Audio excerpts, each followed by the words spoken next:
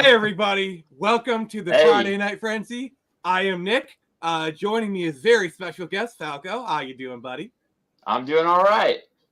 All right. So we already got a pretty packed chat here. Andrew says, "Yo, Falco." Oh God, these are people from my Discord server. Oh my God, we got all the show. Ignore The them. lords are here. He's like, "Yo, them out. Falco.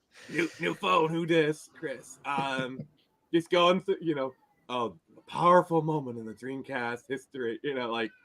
Oh my God. Oh dear God, I love you guys already. Thank you to all the new people who are stopping by. So today we are doing a post-mortem for Elysian Shadows. Because basically this started when I think your thing came across on, I think it was Reddit, and I looked you up, be like, hey, where's my copy? Because Elysian Shadows, which as you can see, I myself am a backer. Oh yeah. He's not lying. Yeah.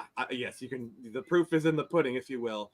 So Falco, You saw me from the Sonic Mania post, right, on Reddit? I think so. I can't remember exactly. But Yeah. Probably. So for the few people, this is still for PS. So for the few people who don't know what's going on, please introduce yourself. Introduce Elysian Shadows, if you could, please.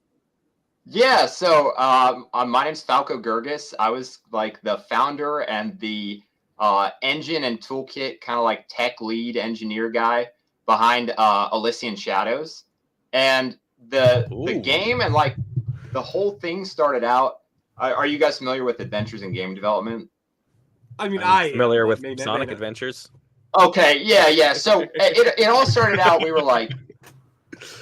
were teenagers in my mom's attic, and we had this dream of making a Dreamcast game, and we decided to start filming what we were doing and putting it on YouTube, and we called it Adventures in Game Development, and it kind of became a cult hit. I don't want to say it was a really big deal, because compared to a lot of people, it wasn't that big of a deal. But we got a pretty big following from that, and that's how we kind of became popular and built our audience, was through YouTube and Adventures in Game Development. And so it eventually became the chronicling of creating this game. Yeah, exactly. There we go. Yeah, it's my mom's attic. Oh, nice. In our old house. Memories. I miss that place, man. I don't drink that. I don't drink that shit anymore, though. CRTs brings back memories. Too old for that. Oh my God. I got the sound off. So yeah, so we decided that we wanted to make a Dreamcast game, my brother, my friend, and I. And later on, we targeted PC. We targeted a bunch of other platforms. But basically, what we wanted to do is we wanted to create a 2D top-down JRPG, kind of very highly inspired by Chrono Trigger, Super Mario RPG, Secret of Mana, a few other ones.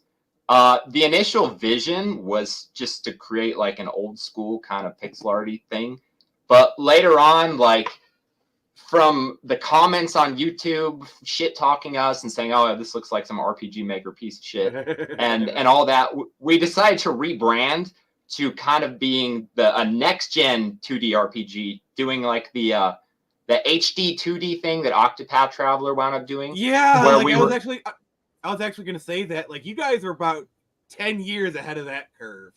Yeah, man, don't get me started on Octopath Traveler. I try not to be a sore sport about it. But yeah, that was aesthetically, that was the look from Elysian Shadows that we were going for in a lot of ways. In some ways, not quite, because the terrain's not completely tile based. But yeah, in a lot of ways, definitely.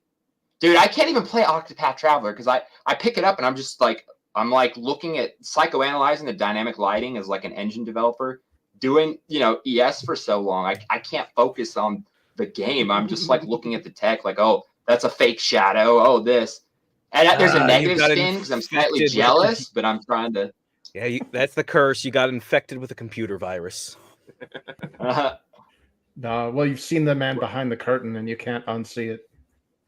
Right. Yeah, because like I gotta say, like look, like if you're looking at like the Kickstarter for Elysian Shadows, like it like you were doing 2D HD on the level that Square eventually would, literally 10 years before they were. Yeah, that was. We were kind of like the first people to really do that kind of stuff, and yeah, it was really exciting. I still think that I still think that there are some things that my engine has going for it, our engine, that in very subtle ways is actually superior to some of like the lighting effects that were in Octopath Traveler. Back when you had hair. Yeah, that was a long time ago, man. That all fell out after the Kickstarter. Well, yeah. Welcome to game development. You are now part of the upper echelons.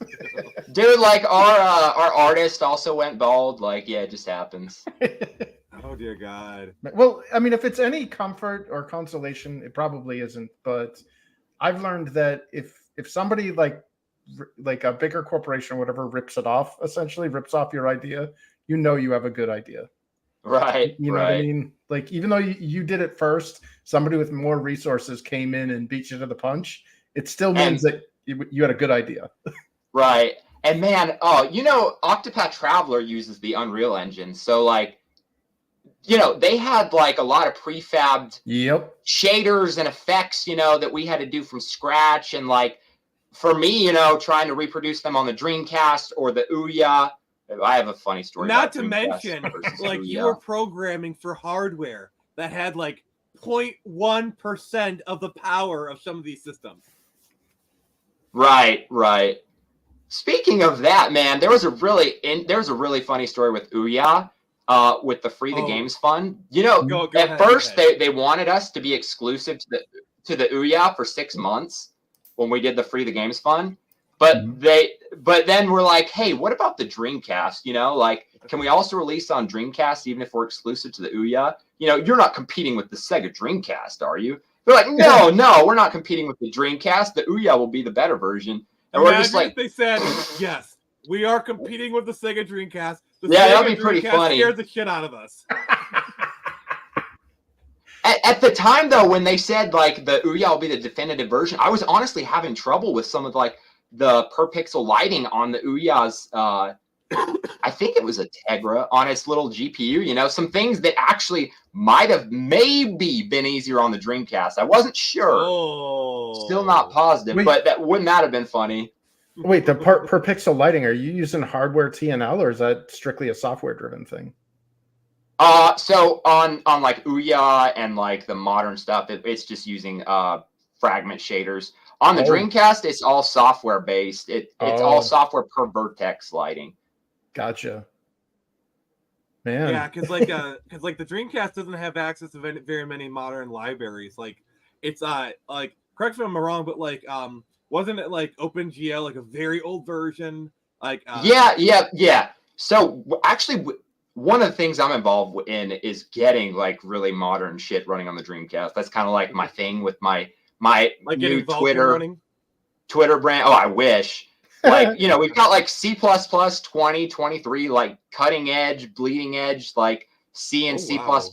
We've got the D programming language. We've got a lot of really impressive stuff going. But yeah, unfortunately, when OpenGL became modern core OpenGL, and it targeted programmable GPUs that have shaders. Yeah.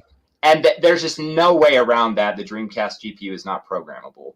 So there's really not much you can do there. I will say, so like the Dreamcast GPU is fixed function. It represents one of the most baller fixed function GPUs out there because it was like the end of that period right before they went programmable. So a lot of stuff like bump mapping that became implemented in shaders later was there in hardware on the Dreamcast. I mean, and look at this. Like, come on, that's good. I can see some lighting issues with that fireball and some of the shadows, but yeah, I think we sort of. How is he holding it? Very carefully, I imagine. He messed up the Z ordering. What, was it supposed to be on his head? Supposed to be parented to the hand. I think actually that was before we went with skeletal animations. Our animation system at first was like very old school. just sprite based flipping sprites, you know, like you did on like a Super Nintendo. But later on, we got like really sophisticated animations that are actually a lot more high tech than what Octopath Traveler was doing. They're more like little 3D models in the way that they were animated with the in like the later episodes and stuff, because they used Spine. It's like a 2D skeletal. Yeah, So basically like engine. Flash or Toon Boom cartoons. Yeah. Yeah, it's kind of more like that. I think the Cuphead show does that. Well, it's a huge save because you could apply that animation to any skeleton that you've created. Right, exactly. So like we actually saved a lot of time with assets because for like the different party members, we could reuse the animations for an Elysian Shadows who wanted to have. We really like games with job and class systems, and I think it's coolest when you can see the effect, like on what's like Bravely Default, where you can see your clothing change, your appearance change based on your job. So the skeletal animation engine made it so much easier. You could just change skins, you know, when the player changed Where's jobs. his head? God. like I gotta say, man, looking at this, yes, this is a very early version, but this looks good. See, even now, like this looks good. Thanks, man. It kind of looks like crap to me, that one, but I mean, I get it, Good but to like know. I'm coming at this more from like a fan perspective. Right, Also, right. I am very glad I brought Chris along here, who also understands all this Why there's stuff. all these So like, thank you, dynamic Chris. shadows and everything? Oh, there's his head. They're not dynamic shadows; they're Elysian shadows. Right? Yeah, it's the Elysian Shadows. I had to have dynamic shadows and shadow mapping, which, my God, man, being like someone who ES started off like fixed function, I had to teach myself shaders and like the Phong lighting equations. Dude, implementing shadow mapping is a pain in the ass the first time. For like omnidirectional point lights, that was like, I remember like staying up all night just debugging that crap. And also shadow mapping can look really bad when it's not, when you have like low resolution shadow maps. A lot of the PS3 era games had and 360 had very low resolution shadow maps. And Oh, yeah, I Remember when remember they seeing used to that a bake? lot. Well, they Very used to bake pixelated stencils. shadows. You remember the stencil baking? Oh God! It's like, yeah, that's all fun and dandy, but now let's change the time of day in real time. Yeah, that's not happening. Right. Man, that's actually something that I still had not cracked on the Dreamcast, is how we want to handle shadows. I remember Sonic 06 was supposed to have that. Oh yeah? I think they got it working, kind of working in like E3 demo or something, but it One never of the got few things in they the got final working cut. in that game.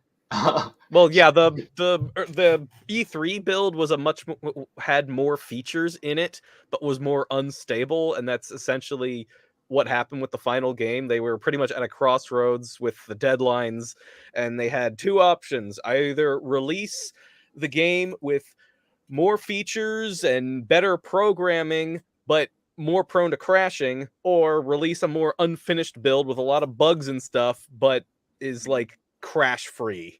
And they opted for the latter. Man, all I know is after Sonic Adventure 2, like experiencing that game was just such a letdown for me. I really loved the Sonic Adventure series, like on Dreamcast. Well, talking about Sonic 06, I just have one thing to say. Whoa! That's interesting, but I sure don't care. That was way ahead of its time, though, when they were on Dreamcast. It was a little excessive, but so let's kind of flash forward. So tell me about like the lead up to the Elysian Shadows Kickstarter. Like, how did that kind of? Oh man, like, it was. Yeah, so I had like a decent, respectable, well-paying engineering job in the telecom industry, doing like embedded system stuff for fiber optic routers. I was also working on a master's, and like on the weekends we would still get together and like stay up all night, like working on this and record it on YouTube. And it just started getting bigger and bigger, and it became like the thing that we thought about, you know, all day at our jobs. And we're just like, you know, like, Jesus, this is what we want to do with ourselves, you know? And at the time it seemed like this was before Kickstarter really, like the stigma got so high, which, you know, people like me are responsible for that, so I can't complain. But I'm trying not to be too hard on you. So yeah, no, it's fine. It's fine. So yeah, it was back when you could like basically live off of a Kickstarter if you knew your market enough. and did enough marketing. So we decided that we were going to spend like 6 months doing like a lot of marketing kind of stuff, a lot of like building an audience, like focusing on YouTube, doing podcasts, raising awareness. I did like social media became like a full-time job to me. And like, because we were going to quit our jobs and just pray to God that the Kickstarter got funded. The dream. Yeah. I thought it was at the time. Yeah, exactly. So yeah, that's pretty much how that started. We did a lot of podcasts. We did a lot of videos. Honestly, the way we were working, and I'm sure we'll talk about it later, was not sustainable, especially at that time because we still had jobs and stuff. So we were just like crunching, you know, still young. It wasn't hurting too bad at the time.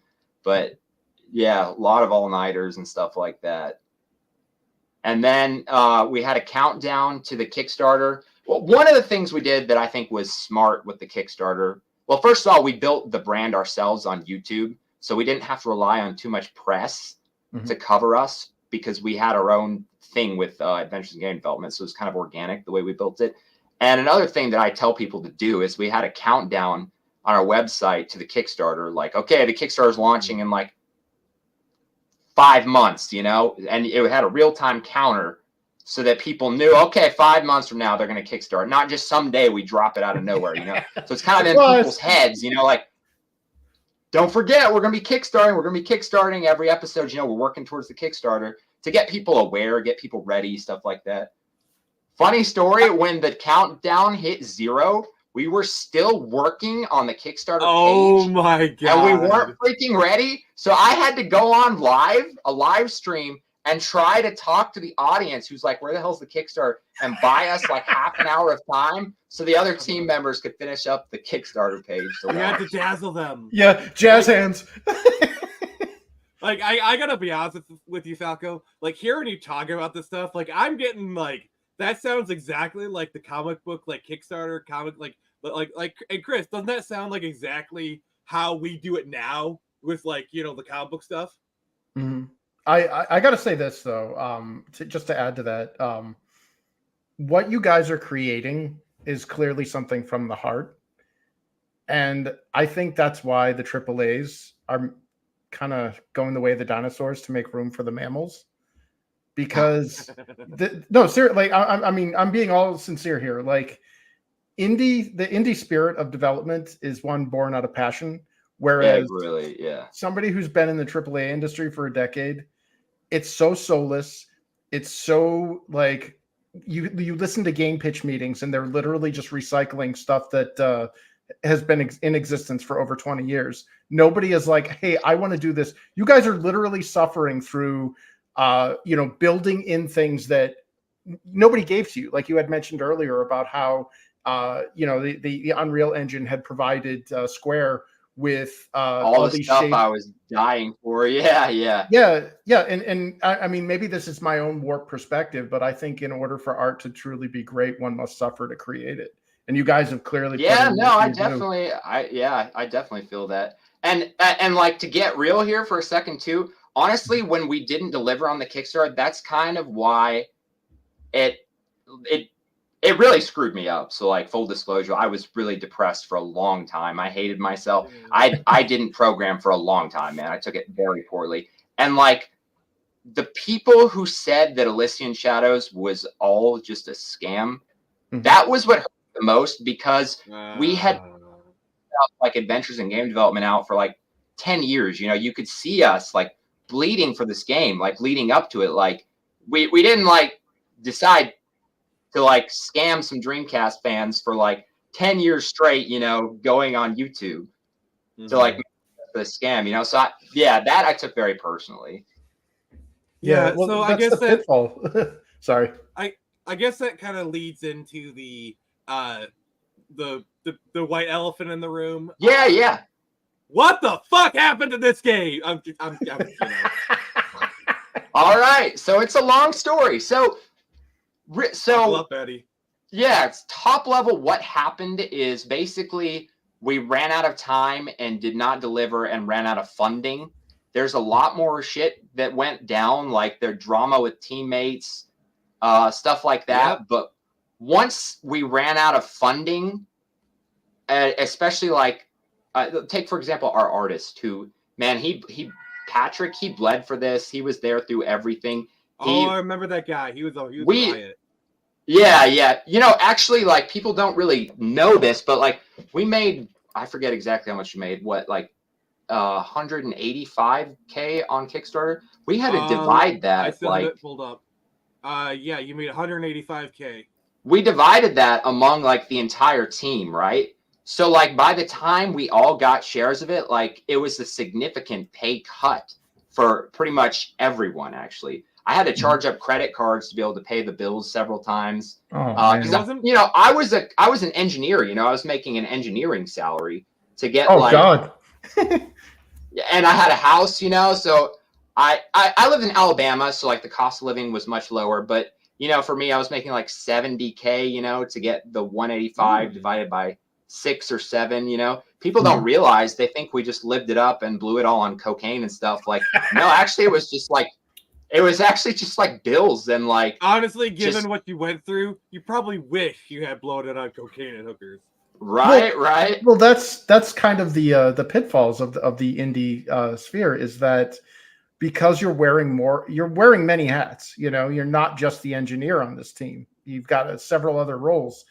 Meanwhile, the mainstream have accountants. They have producers. They have. Oh my God! You just articulated my I think my fatal flaw in the whole thing is that I, at the core, was so busy focusing on like the engine, the tech, stuff like that. I was not a very good manager. I was not a very good team lead. And that I was not making, I knew more or less what like our scripter, for example, and level developer or level designer artists were doing. But I even told them, like, look, I'm like, my hands are full. I got to work on the engine and tech. We got like all these platforms to support. Like, I need you to be self-motivated and know what to work on to get this shit done in time. You know what I mean? And I was not necessarily as on top of that as I could have been. And like in hindsight, I used to try to scapegoat that, like, oh, I was the engine guy. The engine guy's done. That is bullshit. Like I was kind of the founder of this. I should have. I played a bigger role in my managerial failure was a fuck up. So, well, I mean, just to add to that, like I worked on several mods. Back in the day when mods were a thing. I mean, obviously now we're in a gated garden with all these consoles. Like all the PC games are now all like hosted with like, what is it? Server farms and shit. Like you don't even actually, there's no more, like gone are the days of Quake 3 Arena.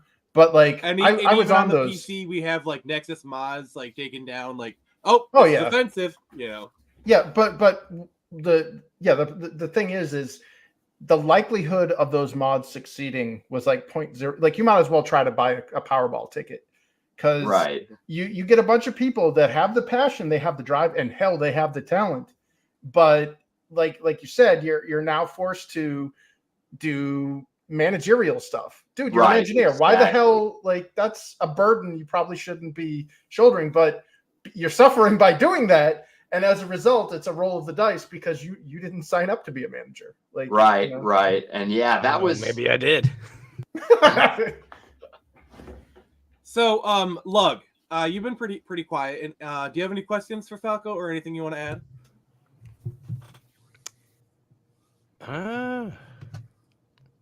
I don't think so. I guess I've just been kind of dragged along here. Yeah, it's just you're a game developer yourself, so I thought you'd be interested in being part of this conversation. So, he's a real game developer, though.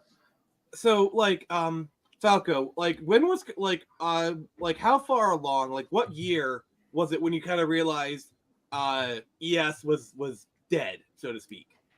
Yeah, tell us. I'm the audience surrogate. Explain it to me. Pretty far along, I still wouldn't say that it's dead, because I still someday really do intend on at very least releasing the tools that I built. Oh my God. At very least, so that people can build, can leverage everything that I did. Best case, I would be able to contract out art to finish stuff. Music honestly has never been an issue for ES. We had some really good musicians who were always you had, we're always like, what the fuck's the problem? was Why is really it taking so talented. long to make a game? Like, you want another track? Done. Come on, guys. So yeah, music was never a problem. But it's art, and man, one thing that wound up being a pain in the ass that I had not really realized until the Kickstarter is, goddamn, we did not have a dedicated level designer. Like, our artist, poor bastard, like, was doing all of the art, all of the environment, all of the animations that now had bump maps, and specular maps and all these extra things for the dynamic lighting and depth, who, did not have time to do that. Plus, now I got to build the damn level with that stuff, And another thing is, it would be very nice to get someone to contract out level design for this. But the way ES works, in like, it's actually technically a 3D engine with it's kind of like Minecraft in that it's more voxel based with a 3D engine. That's why the lighting looks 3D, as it actually is 3D, and you can jump and you can go in first person mode, and you can see it's a 3D engine. But that actually makes level design much more of a pain in the ass. You're not laying 2D tiles on flat planes, You're actually having to elevate them and change the normals and stuff like that. So that takes like a very niche skill too. That like, we had to learn as we went, how the hell do we even make levels for this thing? Like, I had to learn as like the toolkit guy, how the hell do I even create a tool that empowers an artist to easily create levels with this, this kind of weird quasi 3D, 2D perspective with dynamic lighting and all this 3D information packed into. So that was definitely something we learned as we went. Well, it's so weird. Yeah, I guess it's so weird to hear skills being divvied up amongst the team, because I guess I'd always felt the impression that like things like management and especially level design seemed like some of the simpler things to grasp. Oh man, level design was a huge one for us that really bit us in the ass, not having a dedicated level design. Yeah, level design. In honesty, the tools programmer is probably the most oft overlooked asset in a development team. Oh, for sure, man. Yeah. Because, here's the thing is, do you know why the AK-47 was one of the best guns out there? Why? Because that gun was designed for communists in a country where education didn't really exist, and you could literally bury the gun in the desert somewhere for like 5 years. Pull it out, put it back to, put the gun in the hand of an untrained user and get a relatively useful soldier out of that gun with that person. No training required. Damn, that's cool. And that's basically what the strength of a tools programmer, or in my opinion, I'm sorry if I'm blathering, but like, no. Yeah. Like, ultimately, we're so focused on the big picture that we fail to understand. Like, we see the goal off in the distance, but we don't see the obstacles in front of us to get to that goal. And, being an engineer, you're like, well, dude, I can just build it myself, And like my day job, I'm a UX designer. Okay. My entire, like, it sounds like a weird magical job or whatever, like one of those bullshit, like diversity job or whatever. But no, a UX designer. Oh, no, there's an art to that. Yeah. Like, it's not a creative field either. You could have the greatest product in the world, but if nobody knew how to use it, then your product. Exactly. And that's how I felt about our engine. And that's how I always feel about tools development. Is like, it did not matter how kick-ass our engine or our tech was. If the guy who can actually do the art, because there's no way in fuck I can do art. I'm a programmer. There's no way programmers using this highly technical engine can do art. If they can't harness this engine through easy to use tools and like bring something to life through their art with it, then it's worthless, Yeah. And not only that, but like, think of it in terms of turnaround too, and scalability. So when you develop a tool system with an intuitive or very easy to use interface, something where you can get your artists who are maybe not as technically orientated, but are familiar with, say, Photoshop or familiar with some other, contemporary tool, it allows them to get their stuff into your engine with minimal hassle, and they have faster prototyping, because that's your goal as a developer. First and foremost, your goal is to fail quickly. You are going to fail, but your job is to fail quickly. Falco, is that a Google Glass? Yeah, someone ported the engine to it. A teammate ported the engine to it. Now, it had so little RAM that it literally, the engine would run for like 2 seconds, then crash and run out of RAM, but it was pretty cool. For 2 seconds. I'm sorry, but I'm sorry to interrupt you, Chris, but I just had to kind of point that out. Go, keep going, Chris. But yeah, Chris, first of all, I can tell you're very good at what you do, that you have that philosophy. I know what makes someone great at that field and that kind of stuff, and it's exactly what you just articulated. So, oh, thanks. Yeah, well, ultimately, you want to create tools so that there's not a single point of failure, because artists are going to come and go. Okay, you've got your level designers, you got your artists or whatever. Suddenly, a thing came up. They got hit by a bus. Whatever. Yeah, man, the artists are fickle creatures. Yeah, anything can happen. Yeah, the bus came with some nasty collision detection. Yeah, well, if you can get multiple, or if you're trying to scale up your team and you want to hire, say, 4 or 5 artists instead of just 1, getting that onboarding, getting those artists to be able to use your tool set and get them, to put assets into your game and manage them as quickly as possible and as, painless as possible, should be one of the first tenets of development. 100%, man. And I put a lot of time and effort into the. Honestly, at the time of the Kickstarter, most of my engine work was done, and I spent more time working on the toolkit and being like that enabler role between and honestly, I cherished it, man. I really I don't have an artistic bone in my goddamn body. I'm all code, 0% art. But it was my connection to the world of art. I became friends with our artists. Well, we fought a shitload. It was kind of hilarious that of all the team drama, the artists, Patrick and I, we had the most hilarious blowout fights, but we were the closest friends. It was really funny, our dynamic. But yeah, it actually introduced me to his world more, and I felt more creatively in touch with the project, being the conduit working on tools for what he was doing. Hell yeah. I know there's I think we just saw with that purple screen. Was that one of the free Nvidia tools for the DTX or the? Yeah, I don't remember who it was or what it was, but we were using at first. We were auto generating the normal maps from the assets. Yep. Yeah. Wait. Were you using AI art? No. Oh hell no, that didn't exist back then. Well, actually, I guess kind of it. Were you programming AI into the enemies? No. So Nvidia had that awesome tool where it would auto-generate MIPS for you. So you would create a 256 by 256 pixel texture, and then you could run it through their DTX.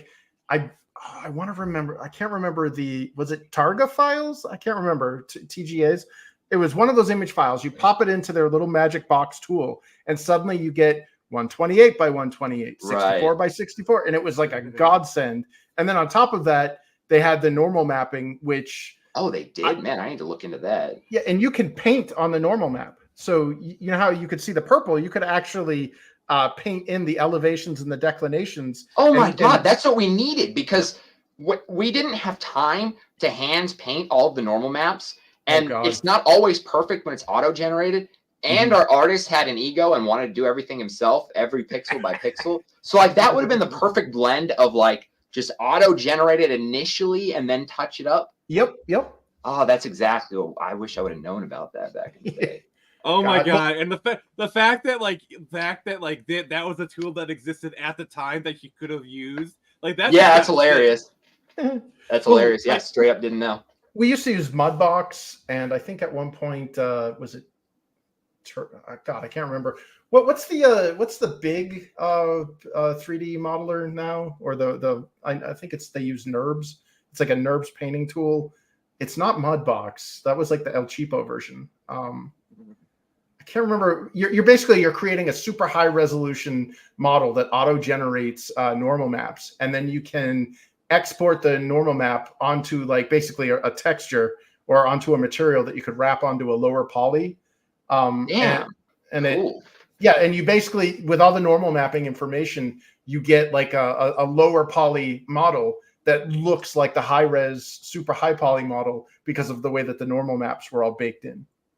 Oh, that's really cool, actually. But, yeah, that was. I'm so glad Chris is here.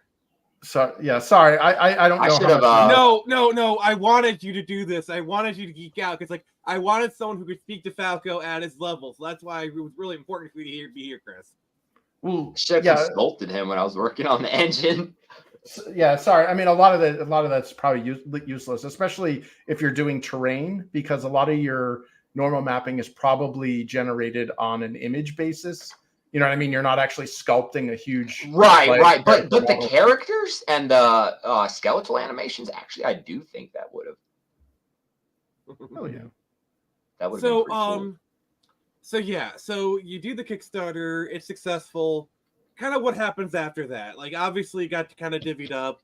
God, okay. Yeah, so it got divvied up, and we immediately continued doing exactly what we were doing, which is staying up all night and being completely not sustainable and working on stuff. Actually, we had our artist fly out from Poland and come live with us for a while. Oh yeah, I love that guy. Yeah, Patrick, that was pretty fun living with him for a while. Actually, I like one of the things there I remember is I think I was watching one of you guys' live streams. I think you guys like he was talking about like porn music or something. Oh yeah. Yeah, that's like Patrick. Yeah, I remember watching one of those streams like back in the day, and it's like he was talking about that, and like first I was like, what does he mention porn music? And then as he was talking, I was like, oh wait, I think he actually has a point here. Yeah, man, I wish I was still in contact with him. We kind of like drifted apart. Probably there's some PTSD there when he sees me message him, because like it was always work for us, you know? And like, all right. Yeah. Real quick. So we got a few new people here, some of my people coming in. We're talking to Falco. I'm sorry, I keep mispronouncing your last name, so I don't say it. So like, oh yeah, it's all good. We're talking to Falco here. He was doing a Sega Dreamcast game back in 2014. It didn't really work out, so we're kind of like talking about it, like saying like what happened. He's being open, he's being honest, and we're just having a good old time, kind of talking about like Dreamcast game dev. And I gotta say, this is a really good stream. So we're kind of caught up. That's your catch up episode. Falco, go. Sorry. Oh no, it's all good. So problems started to arise. Probably, I would say maybe halfway to a third of the way through. We were starting to get burned out, and I don't want to say his name because I've been through so much drama with this Kickstarter, and he was actually my best friend. My best friend growing up, and like I literally lost my best friend over this. So I'm not going to throw anyone under the bus, but like there was a point where we were all getting paid, and some people were burned out and weren't showing up anymore, you know, to like work. And like, honestly, I knew what was happening. It's just burnout, you know? And I literally, I was really stressed out. I said a lot of rude shit, probably. I was under a lot of pressure. Yeah. I was strung out, staying up all night. One thing I really did say, I swear I said this, is, dude, if you just show up and do nothing but play Sega Genesis and you're just present, you know, that's all. That's good enough for us, you know? Like, you don't have to do a goddamn thing. Just, like, be there, you know? And, like, after that, for someone to still not, you know, be skipping out and not showing up, you know, that really caused, like, a huge rift in the team. And very shortly after, he was, like, the only person we had who was, like, full-time scripting, level design, and gameplay. We showed up to, like, the office next door, and he and his family were just ripping out, like, routers that he was letting us use, our server, pulling everything out, and didn't even let us know, like, a heads up, and basically just quit right there. And yeah, I have never spoken to him ever since then, and he was literally my best buddy growing up. Yeah. So. Those kind of things are tough, and trust me, I do remember this drama as it's going down. I know, you know, and whatnot. And yeah, that kind of thing is tough. And like that wasn't the last Exodus. Like you had to cut like at least one or two more after that too. Oh yeah, there's a lot of drama. Yeah. Yeah.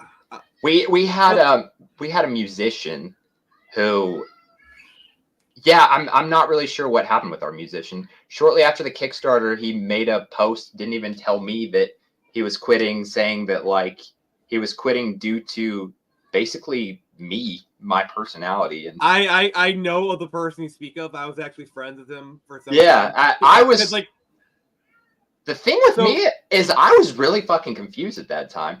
Granted, like I'm not gonna lie, I wasn't the easiest person to get along with because I was strung out, I was depressed, you know, overworked, and I had a little bit of a prima donna thing going on because I grew up on YouTube doing this thing.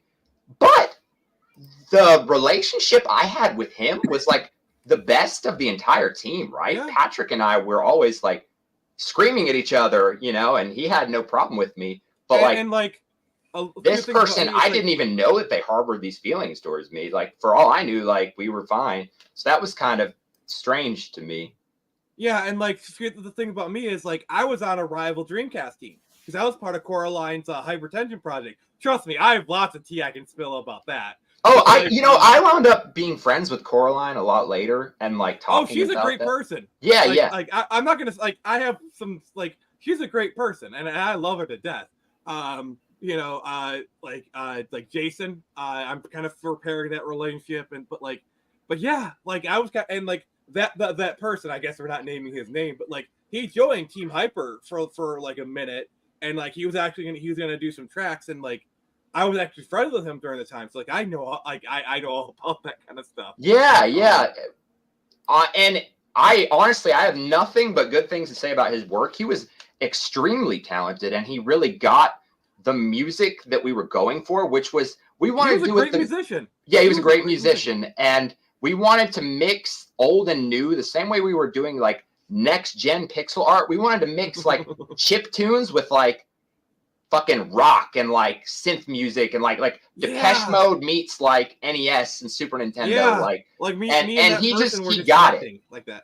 Yeah, he did. Yeah, so yeah, it's unfortunate. I will say him leaving definitely had nothing to do with us being late because we found another musician fairly shortly after. And like I said, man, musicians, I don't know, if they're the bottleneck, like something's going on. In my experience, they can just fucking like a level that takes like, you know, the scripting and the art and like the level design that takes you like a month, you know, like, hey man, I had inspiration from the sky this weekend. I churned out this track in a day. And it's like, God damn, all right, like. Yeah, also looks like you're getting some new fans here. But yeah, like, you know, yeah, I eventually had a falling out with this person myself. I think they were doing like Twitch streaming and like he was like kind of spamming me. I asked him, like, don't you want to hang out with me on like Twitch or whatnot? And then it just, you know, like things just kind of devolved from there. But yeah, those things happen. And speaking from someone who was part of a Dreamcast, like the team of my own, that has its own issues, I totally get it. But like, there's kind of some other aspects of this. I want to touch upon the magic. Yeah, touch upon anything. Yeah. Sorry, my mind went to the gutter with that, and I'm like, oh. But yeah, like you were supposed to be distributed by Magical Game Factory. Like you had personal dealings with Fonzie and Tulio. Can you kind of talk about that? Yeah, so to be honest with you, I was just always, I didn't even know them, but like I was a fan of their work with Pier Solar on the Genesis and later Dreamcast. Like I was a fanboy, you know, I was just always publicly like, I think these guys are badasses, like they're a big inspiration. And then one day Tulio personally like reached out to me and like let me know that he you know, he was a fan of Adventures in Game Development and was especially like interested in our engine and like wanted to know if he could publish us. And for me, it was just like, oh, holy shit. Yeah. Like, of course. Yeah. It's like, you know, it's like, yeah, it's like, it's like, you know, it's like Marvel Comics being like, hey, we want to do your comic or something, you know? Yeah, dude, the way, oh man, when I got Pure Solar HD, like, and Tulio ran me through like, you know, the production of this, like they when I got my disc, he was like, oh yeah, and like this piece of tape holding the top together is red, branded with our logo, like the piece of freaking tape holding it together. Like there was so much attention to detail and passion in what Watermelon was producing. Like physically, it was just like, holy shit, like no one could touch that. And it just was yeah, it's like easy to look at Pier Solar and be like, oh, it's just an indie game. But you gotta remember, like, just looking at the Genesis version, they got Mode 7 working on the Genesis. Yeah, dude, it was awesome. Yeah. And like that, like if you look at like Pier Solar on the Genesis, it is insane what they were able to do. Right. Yeah, it was incredible. And honestly, I got a lot. I learned a lot, and Tulio actually drove out to my house in Alabama. I think he lived in like Iowa or something, and like mentored me a bunch on like what to expect from the Kickstarter, like how to prepare. You know, he was just extremely gracious. I remember you posting that online. I actually remember that. So like, yeah, the Pier Solar Kickstarter happened a little bit earlier before they were a little bit disillusioned with Kickstarter, thanks to, you know, people like me. So they made a huge amount of money, and they did a fantastic job with their Kickstarter. You know, so I like psychoanalyzed every pixel on their Kickstarter. You know, like how did they present things? What kind of tiers did they have? What did they do leading up to this? You know, so yeah, Tulio and I definitely were friends, like a part of like any development or Watermelon. We went on to like work on a bunch of VMU stuff together. Just like, yeah, he was an entrepreneur and an engineer, which, you know, was pretty cool. Pretty rare. Yeah, very rare, very rare. To be honest with you, I have never personally spoken with Fonzie. I just know a lot about him from what Tulio's told me, you know? Tulio was really my point of contact to Watermelon. Yeah, and like we were talking, like the Magical Game Factory is like largely collapsed, and Fonzie kind of has his own like vaporware, you know, with stuff, and so like that's kind of an issue. So I can't shit talk that because, you know, obviously the position I'm in, so like pot black, you know, we get it. Not gonna comment. So where does Elysian Shadows stand now? Like what state is it in? All right, so engine and tools are pretty much done. Obviously, like, you know, you can be an artist working on something and like do something weird and like it can crash every so often, but it's usable to create things with. You know, there will be bug reports, stuff like maintenance, new feature requests that still need to be done. The way we worked on art is kind of, we decided that instead of finishing up all of the assets for any one area at once, we would do like multi passes for an area. So we would get the main assets for like take like the forest area that you're seeing a bunch of there. We would do like the basic things like the trees, the bushes, but then like the basic things to create the high level map and most of the collision and the terrain. And then after that was done, we felt like it was better for a level designer to begin working with the tile set and stuff and begin creating a level and organically decide, oh, dude, I really need this tile here, rather than the artist, without actually working with his own work, shit out all the assets at once, you know, not really creating gameplay with it. So as a result of that, we don't have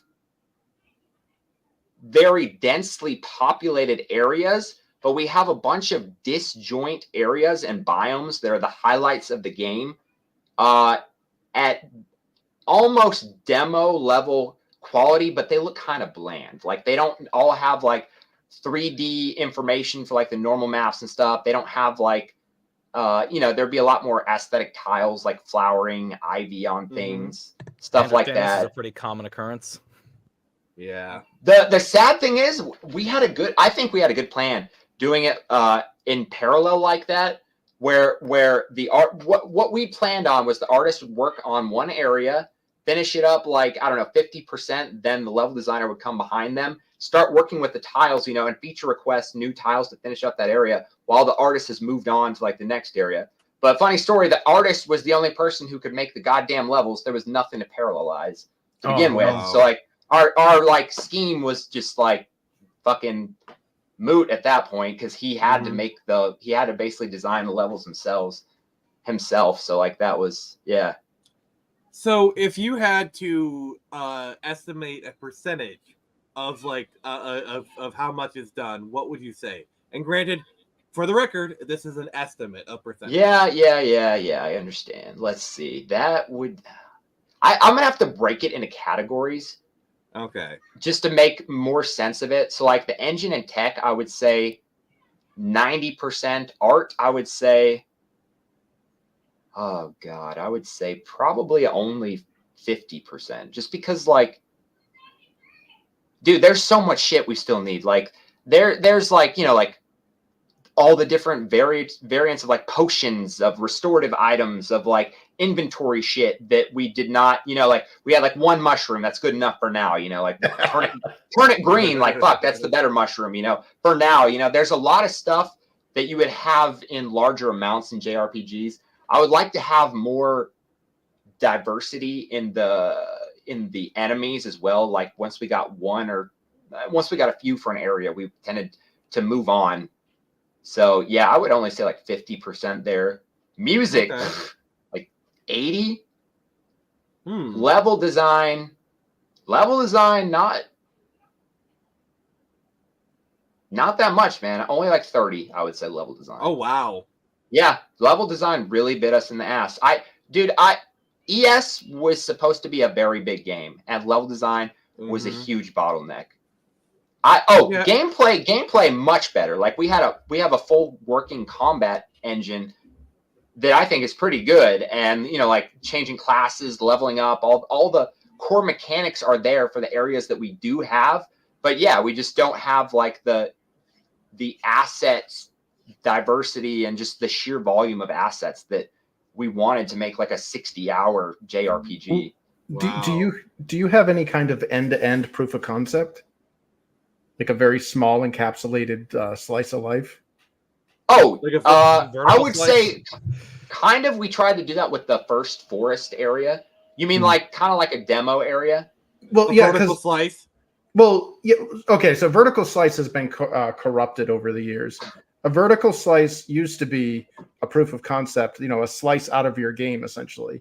But if you've ever been a developer who's gone to E3, you realize it's just a series of bullshots. You're lying to your customer, showing them this is the absolute coolest part of what our game oh man, I know all about like. that from like YouTube, and yeah, that's what you show on YouTube. That's what you show on Kickstarter. That's what people like to see. Oh yeah, for sure.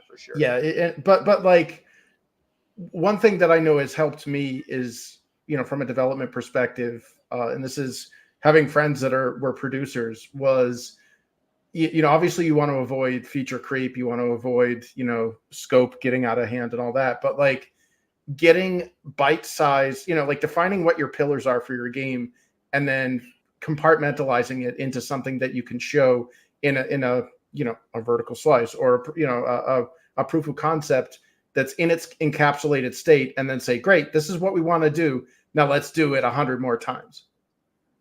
Yeah, we have that with a couple levels, I would say, are at that point. Nice.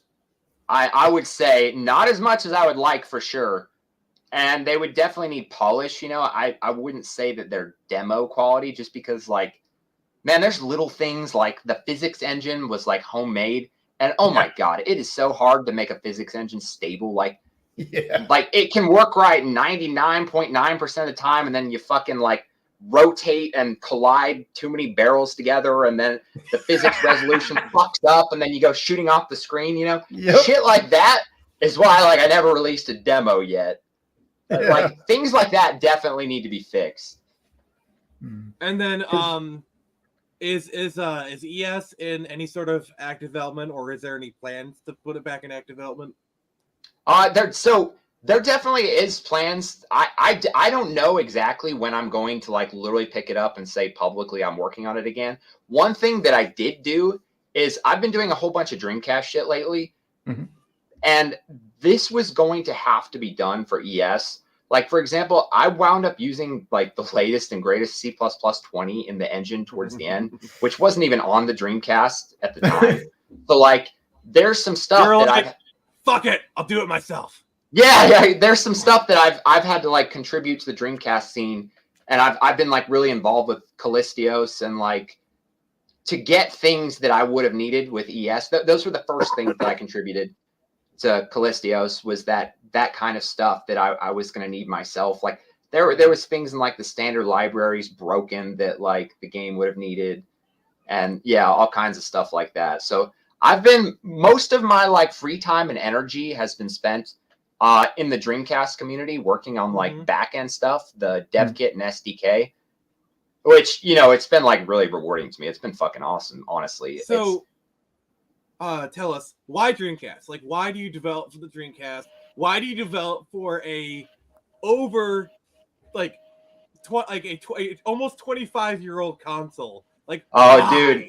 Okay, this is gonna sound fucking memorized because it is, and I've been asked this so many times, but that does not make it any less genuine, because like I really feel like the Dreamcast is like an absolute badass console to target. Like, before I even get into why, it's really funny that when I started doing my Twitter stuff, you know, contributing to the indie SDK and stuff, a lot of actual Dreamcast developers who are developing for it commercially, not just indie, started following me and commenting like, Ooh. dude, the Dreamcast was like the most fucking badass console. Like, not one person has anything bad to say about their time developing on the Dreamcast. Oh. And like, there are so many people who've like found my Twitter who like did own Dreamcast or had Dreamcast. I don't know anyone who had a Dreamcast and was like, no, it fucking sucked. Everyone is like, no, it was amazing. It was ahead of its time. It had an undue death. Like, and that's not even to get into the technical. The technical side of it is, I think there are so many things it has going for it. One, you don't have to have a mod chip or anything like that to play homebrew software, which is why the Dreamcast community basically exploded. And it's honestly why I got into programming. Is when I was a kid, there weren't iPhones, there wasn't like Xbox Live Arcade. If you were an indie developer, there's just no fucking way you could run on anything other than a PC, realistically, without like owning a dev kit or anything. Well, then here was this homebrew community who figured out how to just make games on the freaking Dreamcast by burning discs, you know? Yeah, it was amazing. It opened up a door of like, holy shit, I didn't know this was possible. Or like within the realm of like accessibility to someone like me without resources. Yeah, I think that's probably the big reason why the Dreamcast indie scene has flourished more so than others. It's because you have the ability to physically press a disc, have really nice packaging, sell it, and people can buy it and just pop it in. Exactly. It's the closest to, you know, it gives people that ability to do that, which no other console really, like, yeah, you can develop for PSP, Xbox, and all this stuff, but no other console has the ability to just like pop. Sorry, Chris is being, you know, funny, but no other console allows you to do that. So right, and dude, like, I'm seeing a trend of things like Raspberry Pi development and like embedded systems becoming like a sexy thing to dabble in technically these days. Well, I think the Dreamcast is just like the ideal embedded system, like as a developer. Like it's ballsy enough that it can run goddamn cross-platform 3D engines that look pretty goddamn good. But it's also embedded enough that if you want that embedded systems, like, you know, I got to worry about how much RAM I'm using. I got to, you know, I can't be too stupid with memory or too bloated in how I code. You know, I feel like it's like the perfect combination of like low level, but also powerful for that kind of like, if that's the thing you're into for developing.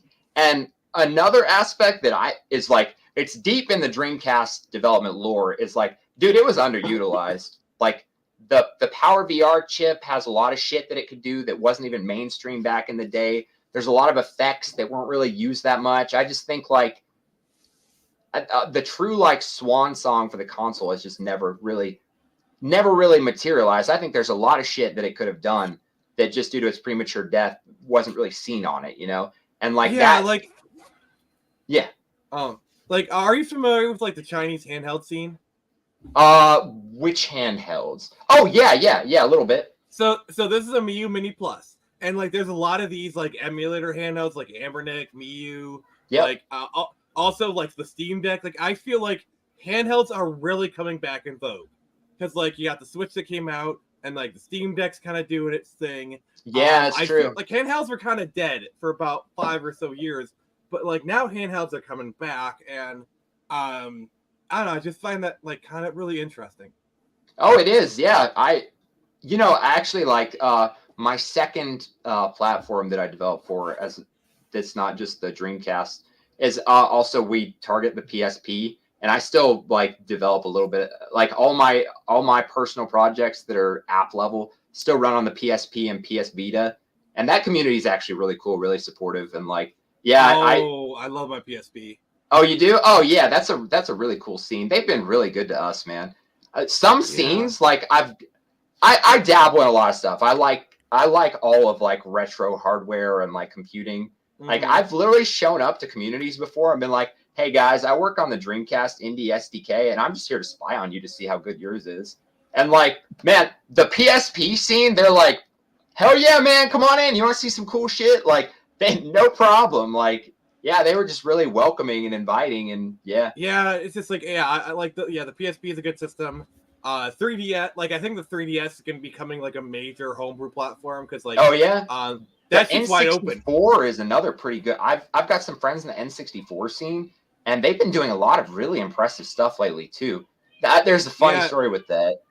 I put out a video on YouTube on Twitter of like we got some video decoder for I think it was like MPEG-1 on Dreamcast working at a higher bit rate than the actual commercial SDK could, and it got pretty like popular on Twitter. Like it got a lot of shares and shit, and so the N64 community saw it. They're like, man, fuck you, we'll do this on N64. And so like, man, I have to say, obviously it didn't run as well as on Dreamcast, but for what they were working with, actually they kind of beat our asses. And so like, I showed up in their Discord server. I'm like, all right, which one of you motherfuckers ported PLMPEG to N64? And like, yeah, they were really cool about it, and like made some new friends there. Well, did you see there was a video recently I saw on YouTube about somebody that showed that the limitations for the number of triangles that the N64 used was kind of something that they artificially applied, and that you could actually with the horsepower of the N64, you could actually get higher polygon counts out of your terrain, out of your I saw the mega texture one that was like a cathedral area. Is that the one you're talking about? No, this was somebody was showing they did they were experimenting with Mario 64, and they showed here's the model for Mario, and it was like something paltry like 32 it was really bad. But then they're like, well, we decided to chuck in 100 or 1,000 polys or whatever on a Mario model, and we put it in the exact same terrain the exact same scene that existed in the Mario 64, and there was absolutely no performance. Wait, with the same engine and the same? Yeah. What? Yeah, that's crazy. I think the bottleneck for the N64 is probably the cartridge. Because like the cartridge, cartridge can't hold crap, but like the N64 is honestly a pretty powerful system. I definitely have a lot of respect for it. Well, it had shit texture memory too, if you recall. Right, yeah, that was another thing. Yeah.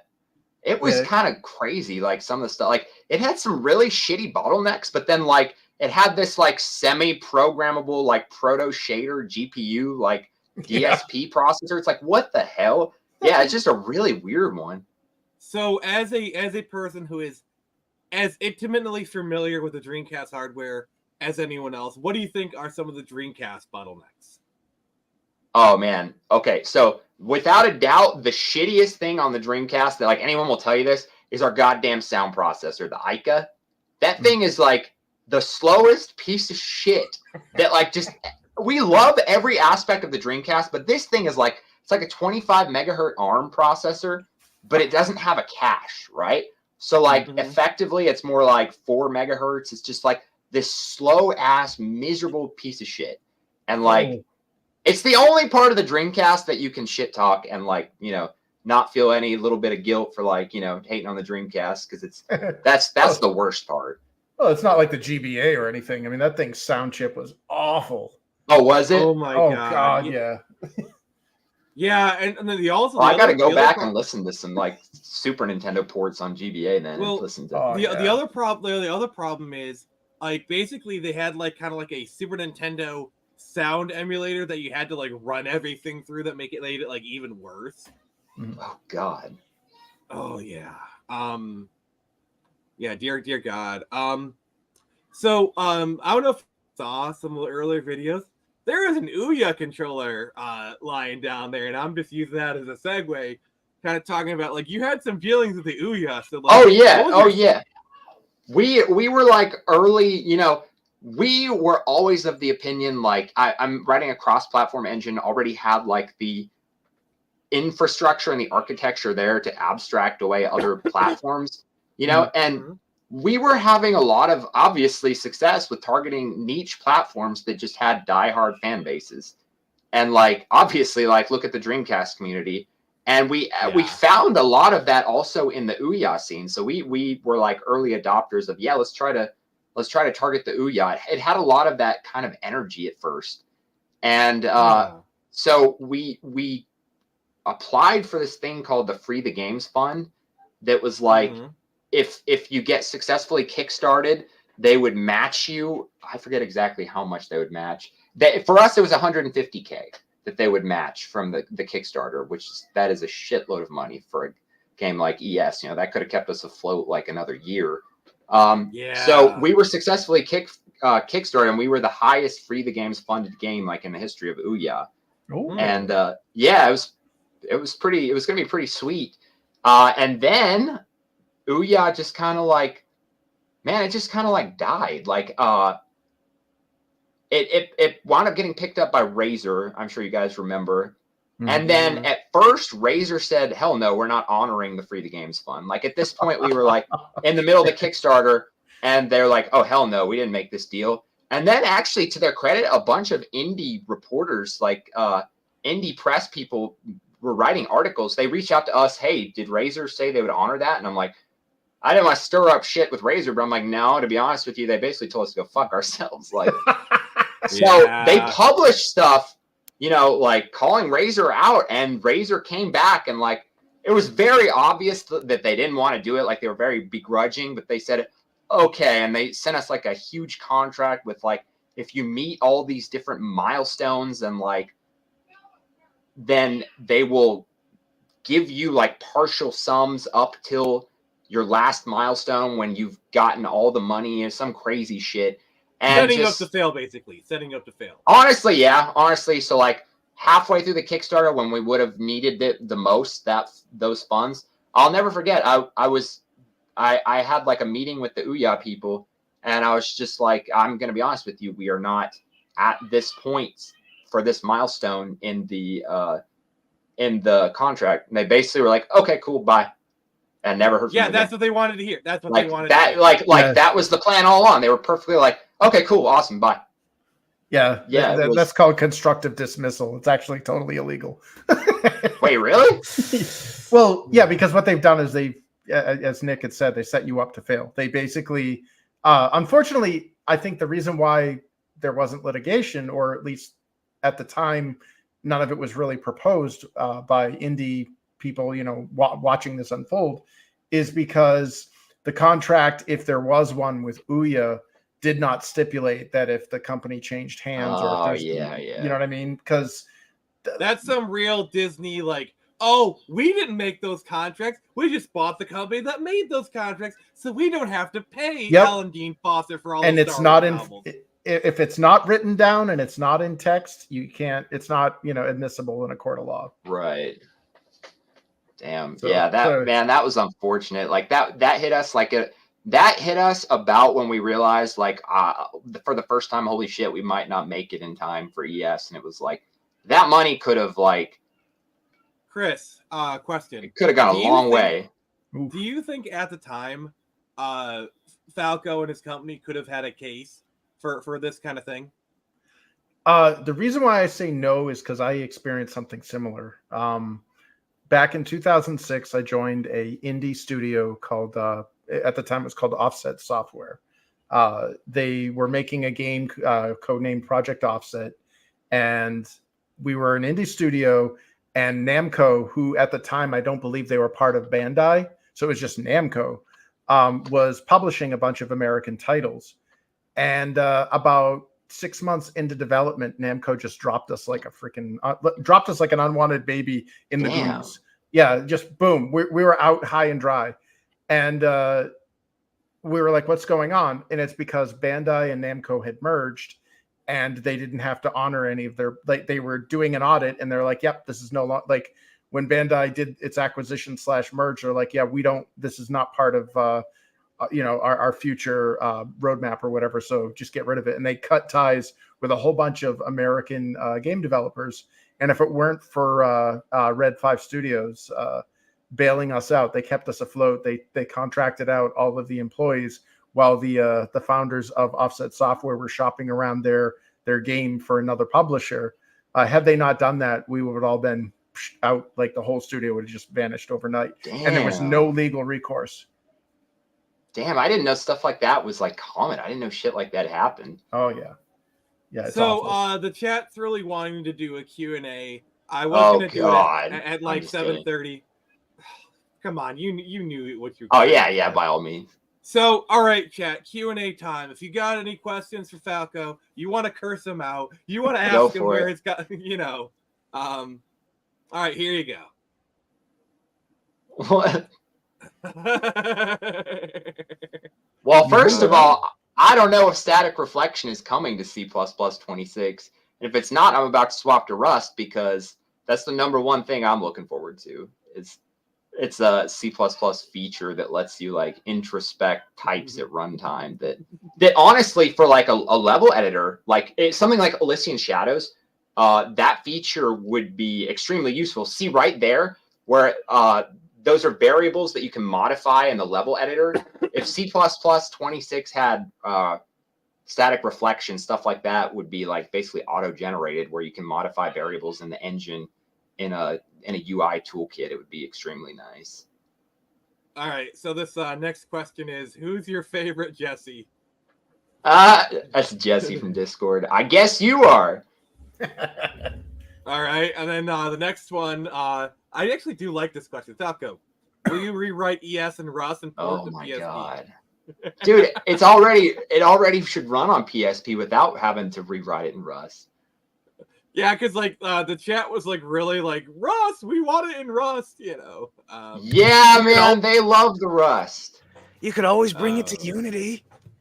Oh god. Dude, we used to get so much hate. Like, why don't you just fucking use Unity? Why don't you just use Unity? Why are you too good for Unity? It's like, dude, we made most of the money on Kickstarter from the Dreamcast community. Like, yeah, we can just use Unity. Yeah. I mean, you could always port ES to Gadoo. That's what the cool kids are using these days. Right. Yeah. Yeah. All right. Is C++ the unsafe language? Oh my god, yes. One of them, but sure. Also, he's like, Unity, hell no. But like, can you comment when little Marcel will be back on the team? Oh my god, dude. He was off the team before we even did the Kickstarter. Like, yeah, he's my little brother, and we just had like huge falling out, and just some brothers really get along well and like have good working relationships together, and like I'm so jealous of them, because my little brother also, and I just want to say I love this. I fucking love what you're doing here. Like this right here. This looks yeah, the boss. Yeah, I think this is like your spinal system that you were talking exactly. about. Yeah, that's the skeletal animation engine. Yes. Oh yeah. Yeah, see how smooth that looks? Plants vs. Zombies does something like that. Yeah. All right, so next and also it lets your artist not have to create as many assets, because it's not like you're just freaking swapping every frame as a different image. Yeah. You can rotate them and stuff. Yeah, all this transforming rather than typical frame. And so you're saying there's more than meets the eye? Well, yeah. When I was first trying out amateur game development and stuff, I was working on this kind of Diablo style game. And yeah, dude, the skeletal system would have saved us so much in assets, because what we did was we basically created a series of animated GIFs with body parts. So like when you equipped a new piece of armor, there would be just a torso animated GIF. Oh, so you did it intelligently too. Okay. And that actually, it was the funniest thing I've ever seen, because like our engineer looked at us and said, I'm like, what does that error mean? He goes, have you ever heard of a hernia? I'm like, yeah. He's like, that's what the draw rate just did to this computer. like this thing, like, because like you've got somebody equipped, you figure every piece of item is a layered animated GIF, and they all have to run in sync. They all have to play at the same frame rate. And if you've got like multiple characters on the screen with that. So essentially, it's a computer telling you to take it out back and shoot it. Yeah, it was like, we need to reevaluate this. And that was when I learned a valuable lesson in scope management. All right, so Falco, when are you going to port Elysian Shadows to Gadoo? Oh, I opened God. that box. Yeah, you really did. Man, when it supports Dreamcast, that's what I'll say.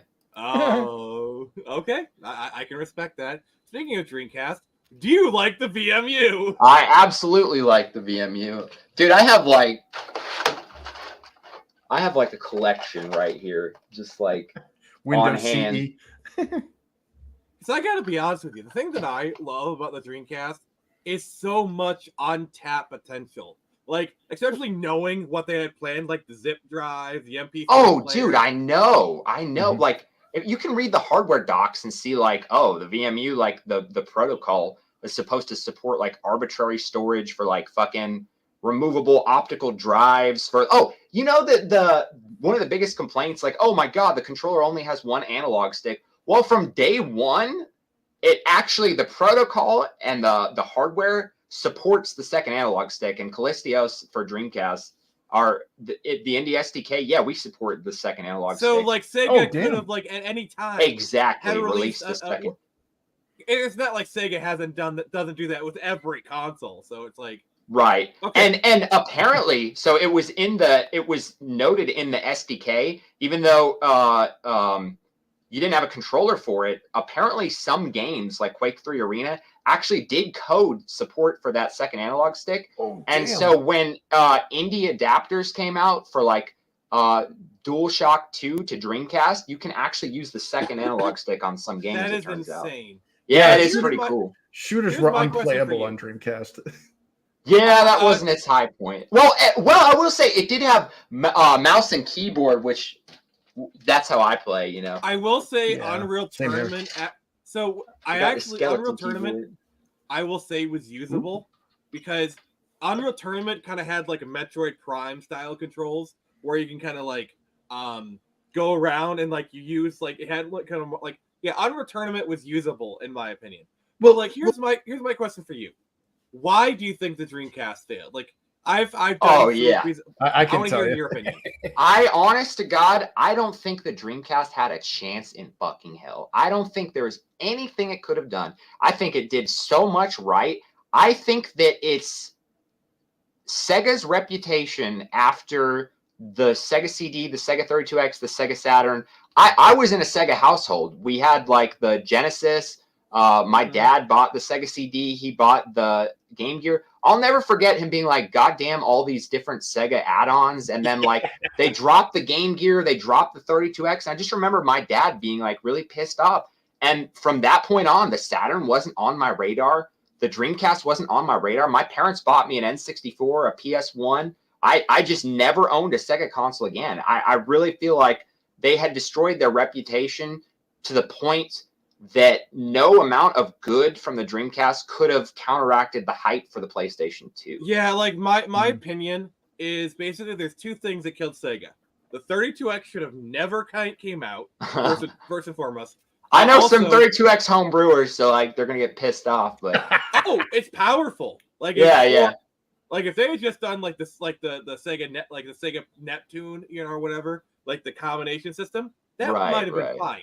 But like, the 32X should have never come out in the first place. Also, they should have released the Saturn when they originally planned, because like the whole point of releasing the Saturn got instantly cut out by $299. So like, and they pissed off so many people because like the Saturn wouldn't have done well regardless, but they at least would have been able to coast off better. And by the time they got to the Dreamcast, they wouldn't have had been burnt out as much. The other thing is, I think if the Dreamcast needed to have DVD support. Like, Right, that is another thing. Imagine if the Dreamcast had come out the same time, because remember, it came out originally. Like, remember the Japanese version came out in 1999, but it did DVDs instead of the GD-ROMs. 98, and it basically kneecapping the PS2 advantage right even before it came out. Right. You know. Right. I had read that they had the opportunity, but it was really expensive for them. Yep. And Sega was betting on online being huge, and they went with the modem. To be fair, they weren't wrong. They weren't wrong. Yeah. Right. They were just too fucking far ahead. Like, it wasn't as mainstream back then, online gaming with like a dial-up modem and stuff, as it became with like the original Xbox and stuff. Yeah, it's weird to think about it now, but like Sonic Adventure and Sonic Adventure 2 just straight up had actual DLC. Right. It's insane. I know, it's so cool.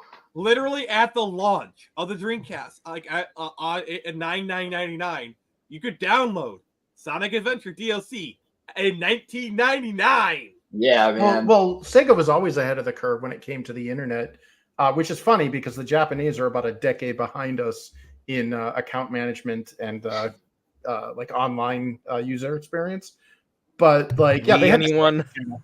No, they had the Sega channel back in I think it was in the early Genesis. Yeah, days. The Mega Drive and the Saturn. Oh, dude, I had that growing up. I experienced the Sega channel. I freaking love that thing. I will never forget the day the cable guy came to our door, knocked on the door, and was like, "Hey, sorry, Sega channel's gone. We're gonna need to take this like modem cartridge." I was like, Nani? I was like 7 or something. I was like, "Oh hell no, man!" And like the Saturn had online. You could go online with the Saturn. Well, the problem though, like the three factors that killed the Dreamcast, you guys hit on 2 of them, and that was spot on.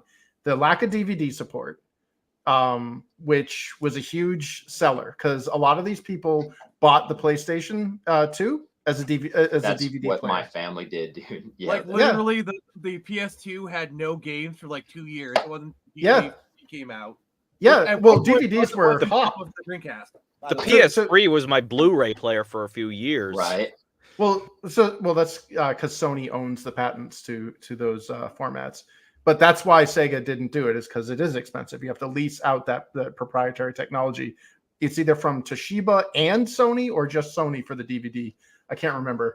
But I think actually Toshiba owns the patent for DVD. I could be wrong, though. But regardless, when you make a hardware manufacturer of a platform that uses one of those drives, you actually have to pay royalties for that. And it's freaking bullshit.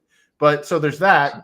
The second one, totally about the bad faith of your consumers. Like, there's a thing called churn, which is when in business, when you lose a customer. So it's not a no sale. A no sale is a lot better than a churn. Churn is right. When, that makes sense. Yeah, no sale is, I'm sorry, your product doesn't interest me. I don't care, and they move on. That's a bad thing, but it's nowhere as bad as somebody that invested money in you lost faith in your product and says, not only does your product suck and you're not going to get me as a customer, but I'm going to tell everybody else about how much of a, how shitty your product is. So that's always a bad thing. But the third and final nail in the coffin was the fact that on day one, somebody had already pirated every game that had come out for the Dreamcast since launch.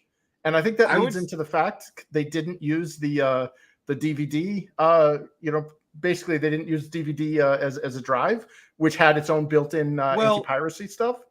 To be fair, the thing that caused the piracy was the mill CD exploit, because and Falco knows all about this. And I'm gonna explain it, and if I get anything wrong, Falco, let me know. So basically, mill CDs are karaoke CDs, which have visuals.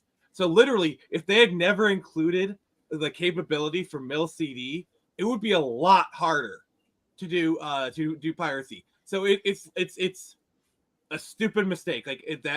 Honestly, no one would even say it was a mistake at the time. Mm-hmm. All right. Oh, they're not karaoke CDs, and then what are they? Please tell me. Let me know.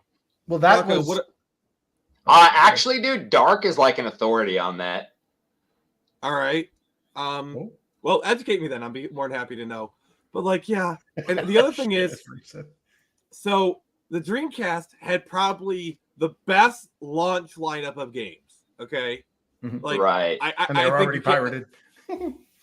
But yes, but what I'm saying is, the thing is, after the launch, they didn't have many games. Like, I think like Adam Krolick kind of basically put it best. It's like they blew their load on the launch, and they had nothing to follow it up with. I never thought about that. Because like there was a lot of dry spell for games, and I think that kind of because the Dreamcast did really well at launch, and I think if it had It kept did, that yeah, momentum, yeah. because like I feel like because the thing you got to realize, in the timeline where the Dreamcast survived, the Xbox would have never happened. Mhm. That's like the only reason the Xbox happened is because the Dreamcast failed. Well, the Xbox was single-handedly the worst thing that ever happened to the video game industry. Well, that's an entirely separate conversation. But yeah.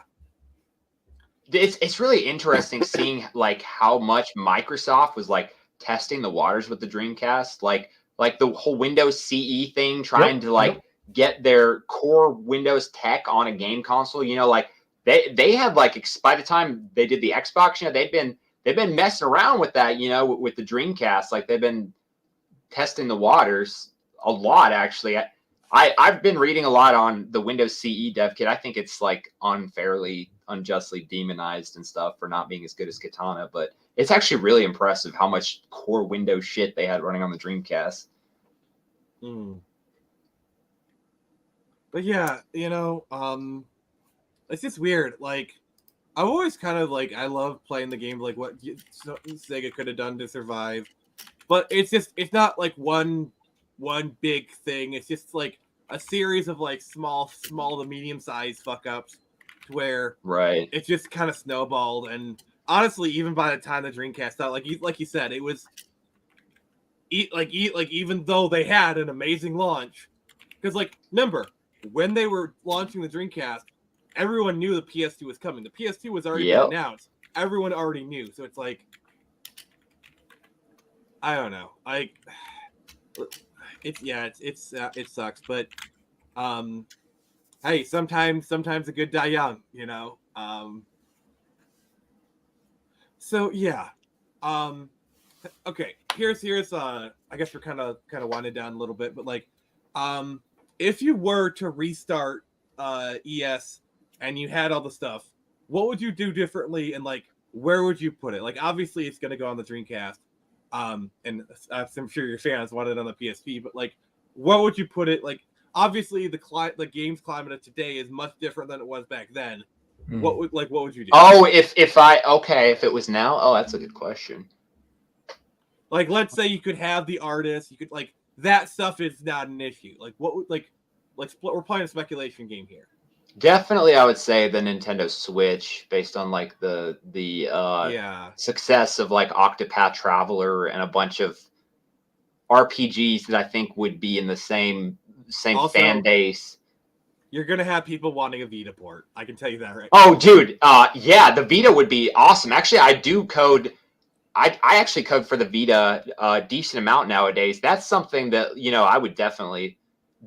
Obviously, you know, if you support the Dreamcast, the Vita's not that hard. Yeah, Robin, could you ask the question again? Because I don't know which one you asked. So like, if you ask it again, I will pop it up. So, but like, yeah, like what else? What would you do differently? Like what approaches? Like how would you approach management? Dude, okay. So the first thing I would do is I would never ask for a dime until I was further along with like the toolkit and the tech, so that I would be less in my like tunnel visioning on that kind of stuff and could be a better manager, seeing like, you know, my peripheral vision, what other people are doing and managing, and be supporting them like through bug and feature requests and stuff, but not actually have to be implementing features for them to do their jobs, so that I could be a better manager. That's definitely one thing that I would do differently. I probably would have chosen team a little differently, because to be honest with you, like when you're indie, it's just, you know, hey, you're my best buddy. Like you don't not necessarily the most qualified person, but like, you know, you hang out with me and you think this is cool stuff. Like you're hired. You know, you'll work for a low enough money. Yeah. If I had the funds, you know, I would have gotten like real professionals and like only in certain aspects though, because certain teammates were teaching themselves how to do this like at age 14, you know, like they had all the passion, they were every bit like driven and good enough, while others, I'm not going to name anything, were more along for the ride, you know, and didn't even like start until like their 20s and just started for this, you know, and maybe weren't up to the task as much. But like, you know, when you have limited resources and, you know, you can't really be choosy there. All right. So we got Shiro is joining, but I gotta ask this question because they've been bugging me about it. So are you recruiting? Not actively. Eventually, someday I would like to think that I will be. All right, chat. You can get off my back now, but like, all right, Shiro. How long were you waiting in the back room? Shiro was in the back room. I mean, honestly, I wasn't really waiting all that long. It was just a couple minutes. All right. I literally got back to my place at like 5:25, and I just jumped in. I didn't even kick off my shoes. Yeah. So, how much, like, how up to speed are you with like what we're talking about, Shiro? I have been watching none of the stream, unfortunately, because I was working at a sales position. Fair enough. You're being responsible. Yes. Another Shiro. Yes, we got another Shiro. Nani? So, before we kind of like, actually, there's another topic I got to get. Like, Shiro, do you have any questions for Falco based on like game development and like just Sega stuff or whatever? I mean, I probably wouldn't hit him so much with the Sega stuff, but I definitely would want to know what was the hardest thing going in for you when it came time to game dev? Huh. Oh, Shiro, you're being called out. I would have to say pacing myself was the hardest thing to learn, and to I was king of just like chugging energy drinks and like, I'll be frank here, taking Adderall to stay up all night and like do what needed to be done, you know, and like 2014 called, they want their drugs back. And like, you know, it's short term, you know, it's fine, it works. I'm not gonna say it's fine, but it works short term. But like, dude, a Kickstarter is a marathon, and I now I understand that. I did not understand that going in, you know, and I did not pace myself. No one on the team paced themselves. You ran it as a sprint rather than a cross-country run. Exactly. That's exactly what we did. All right. And what was some of your favorite assets to work on specifically? The boss that Nick showed earlier was definitely one of the coolest ones, just because it had like it was so big and it had the skeletal animation component, and it just looked really cool, and it was so big that we could make it almost like platformy, like you could jump on the hands, you know, and like when they rose up, you could jump off and like smack the dude in the head and stuff like that. So that was a lot of fun from like, it was really fun from like the artistic aspect of it. I think it was. Oh my god, the mouse pad. Nice. Yeah, dude, I don't know if we could ever go back to Adventures in Game Development, because I feel like we'd get canceled now. I'm just gonna throw it out there. And yes, Shirobi, I've been showing your stuff on screen, so Falco sees it. So Senpai is noticing you. So I wanted to kind of touch upon your day job, or like your previous day jobs, and we're kind of talking about this in the pre-show. You worked on a Nintendo Switch chip. Yeah. So I worked at Nvidia for a couple years. I actually did the tools and shader debugger and post-mortem shader analyzers and stuff for the Nintendo Switch. Yeah, at Nvidia. It was a pretty cool job. Very nice. So, like, what do you think of the Switch hardware? I think that for its time, it was really impressive, and my God, it's lasted like what they've been able to accomplish with that chip, like in the long run, has just been I can't believe.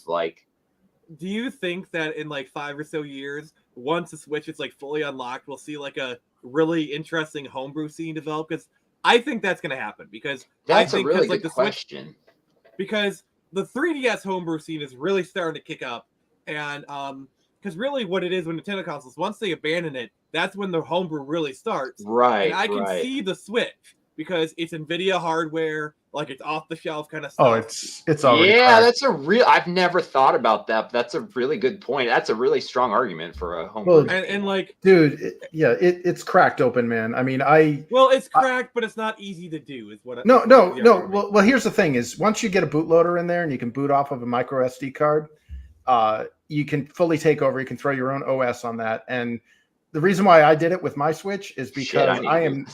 Yeah. Well, first of all, I could create custom or implement custom themes, which was absolutely insane that you couldn't do that on the Switch. You know, they wanted to keep the energy consumption low, so they didn't allow you to throw in a bunch of shit to load while you're in handheld mode. So that meant no OS wrapper or any type of images to load. And then on top of that, I am not going to pay a monthly fee to access peer-to-peer online connections. That's what Switch Online is. They literally threw a toll bar arm down, blocking people from connecting peer-to-peer. There are no hosted servers. Yeah, there's no hosted servers from Nintendo. Like if you play Super Smash Brothers online, like it's hilarious watching people do Smash Brothers tournaments on YouTube, and they're constantly getting screwed by like HPBs or by disconnects or whatever. Right. And then on top of that, like the only games that are hosted are third-party games like Fortnite and all that stuff, which doesn't touch the manufacturer in any way, shape, or form. So why am I paying Nintendo for Epic's servers? Yeah, that's a good point. But you get access to 30-year-old Nintendo games. Did I just show you my emulator collection? And man, a lot of that's emulated on the Dreamcast too for free. Hell yeah. Yeah, that's actually the Dreamcast. I remember like messing around with the emulators. They're actually like not bad. Oh, dude, they're not bad. And we have like a couple developers who are just like prolific, like Ian Michael, prolific emulator authors. Like, are just always like his Game Boy Color emulators, like 100% full speed, has all these extra shit. He's always showing me like what he's doing with emulation on the Dreamcast. It's actually pretty cool. I mean, the fact that the Dreamcast can run Super Nintendo like as well as it does is astounding. Right. Okay, so sorry to interrupt, but I've been itching to ask you this ever since Nick showed me what remained of the Kickstarter. As a big Golden Sun fan, how did you get the 2.5D to work in the pixel art? Because that is something I want to attempt so badly. By the way, I have to show this. Going full on Treasure Planet here. Is that is Heart Gold, Soul Silver running on the Miu Mini. Nice. Yeah, that's a kind of a recent development as they ported Drastic to the Miu Mini. It's all 3D. Huh. So, yeah, Shiro. So at its core, it is a 3D engine, but we're doing it in an orthographic perspective or whatever. So it looks like it's 2D. Have you ever played or seen Fez, how they can rotate? Yes. Yeah. That's actually how the assets in the game are arranged. There's also a really interesting image I saw of I think it was one of the Zelda games for the 3DS, A Link Between Worlds. Where it showed the perspective and like how the tiles were actually slanted. Mm-hmm. Oh, I know. They were exactly slanted billboards parallel to the camera. That's exactly how ES works, actually. Nice. Oh, that is genius. That was a pain in the ass to get that right. Like, I bet it was a massive pain in the ass to do that. A massive pain for what the players won't see. I just hope you guys had plenty of lube. Sorry, I couldn't help it. But like, all right, let me just remove this. Sorry, I looked up the picture in question. Oh, you did? Yeah, I was thinking about it actually because it's a very powerful picture. Like if you're just have a little bit of technical mindset, or if you've ever worked with like OpenGL perspective matrices or anything like that, or tried to build that's it. That's it. Yeah. Everything in ES has that slant. Nobody drank Yeah. your V8. So that basically you have sheared the X and Z axes to be basically everything that is tall is also longer on the y-axis, so that you are in a 3D perspective, but you can still have an overhead camera that's not just looking at the top of your head, is basically what that lets you do. That is so Yeah. cool. So, another person was asking, how did you pull yourself out of that depression? Oh, dude. No, that's a good one. Yeah, that's a really good one. Oh my God. So part of it was medication. I'm not going to lie. Part of it was exercise. Part of it was, man, I reconnected with the Dreamcast community like hardcore, man. Like that's the community that I mostly screwed over. And it's just such a beautiful scene. And there are so many really cool developers that like I feel personally invested in, like Harlequest or Driving Strikers, you know, because I work on Callistios now, and I see them all as almost like development, like brothers in arms and stuff. And like, yeah, it's just been really cool getting involved in like in the back end of like Dreamcast development. Yeah, like the the Dreamcast scene is really chill, like from my experiences. And then Andrew says, can Falco talk about his work he's doing on KOS and GCC, you know? So yeah, can you kind of elaborate on your work with KOS, please? Yeah, so the biggest things that I've done is a lot of the modern C and C++ stuff.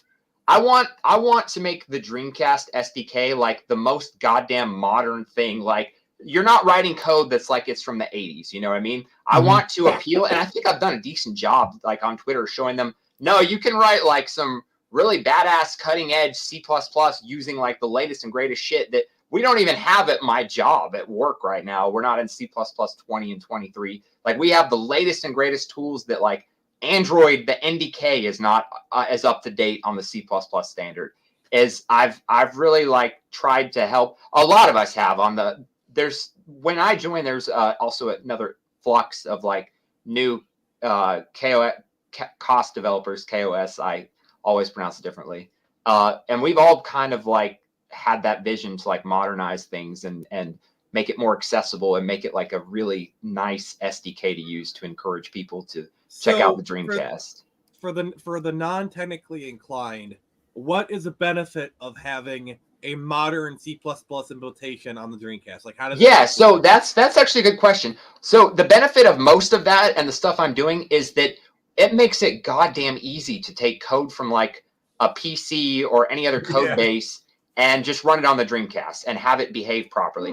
Or like, let's say you're, new to C or C++ and like, you know how to print hello world. Like on Android, printf does not do shit. There's no screen to display to, or it doesn't print to the screen. It doesn't do anything. You have to use all these esoteric Android specific calls and stuff. On the Dreamcast, we've done a really good job of, you use fucking printf if you're connected to the console. You can also redirect it to the screen. Like, it shows right there, what you learn in like CS 101 classes, like we've made it like really accessible and really like standard in the way that you drive the console. And I think that's like a big strength of our SDK. I think Chris is he has like the most important question that will ever be asked on this stream. What are people doing with Fortran on the Dreamcast? Dude, I don't think we have. We've literally tried to get Fortran, and like we want to get Fortran. I don't think it's there yet. We have this thing where like we are trying to encourage other developers to check out the Dreamcast, and it's worked successfully by allowing them to like bring their language to the Dreamcast. Because what about getting COBOL or Pascal to work on assembly? Right? Those would be cool. But like, just like we're attached, you get attached to your favorite retro console. People are attached to their technology and their languages.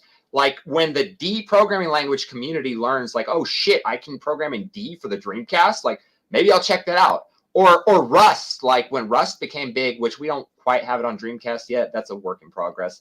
Like people were like writing Rust for the Nintendo 64, writing Rust for the Game Boy Advance, just because holy shit, I can write Rust for it, you know? So that's another thing that we've been tried to be active in. It's like opening the console to other languages and tapping You're into getting those Rust kind on of the communities. Dreamcast. I love how he says it with such certainty. I respect that. Right. Oh, we will eventually. Yeah, for sure. And then it's in the works. Like, someone wants ER wants you to make a Scratch compiler for the Dreamcast. I don't know what that is, but like, dude, you know. I can't Google because it'll be obvious that I'm Googling. But what is Scratch? all right, chat. Can you please a compiler made from scratch? I think we've is lost it a compiler that what... just does this? It's like a cat. Yeah, I think God, we've lost the plot on what is going around in the noggins of chat here. Yeah. The MIT stuff. Oh, it's a programming language for kids. Okay. We just brought Python. Speaking of that, that's an accessible. Oh, that's big. That's yeah. big. We got MicroPython. Aaron is working on that right now. He's a guy from our Discord server. No, what about like any like frameworks or libraries kind of stuff? Like, do you think Vulkan could ever become on Dreamcast?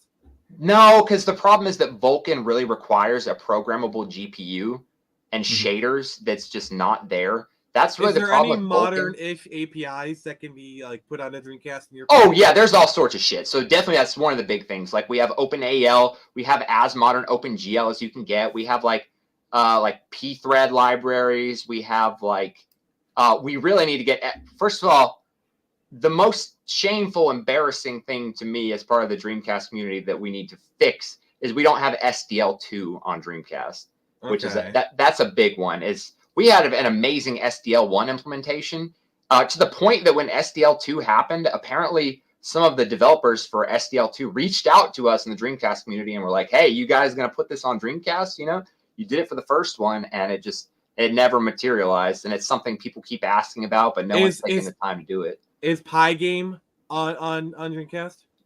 No, but that might be possible with if it can run under MPython, that might be possible. Yeah, because you said Python, but so I thought like maybe because Pygame. Right, something like that would be very good, like to make it more accessible. And you know, the people who are making stuff in Pygame and Python, I think, are who are attached to their languages. I think the Dreamcast would be a pretty attractive console. Are you familiar with Pico 8, like the Pico 8 thing? Yeah.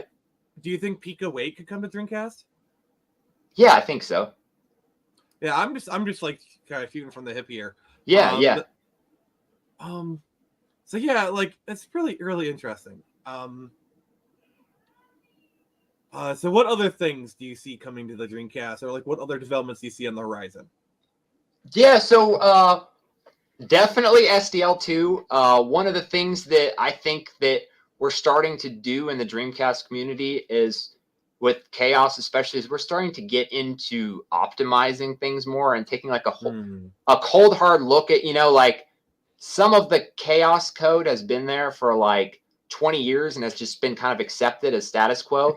And we're more actively like, dude, some aspects are not to where the commercial SDKs were in terms of performance. And like, I think that we're finally starting to see some really cool performance work being done to like really allow like indie games to push more, whether it's push more polygons or just get more out of the hardware in general. I think that's going to be the next avenue, because we have so much shit, cool modern shit running on the Dreamcast.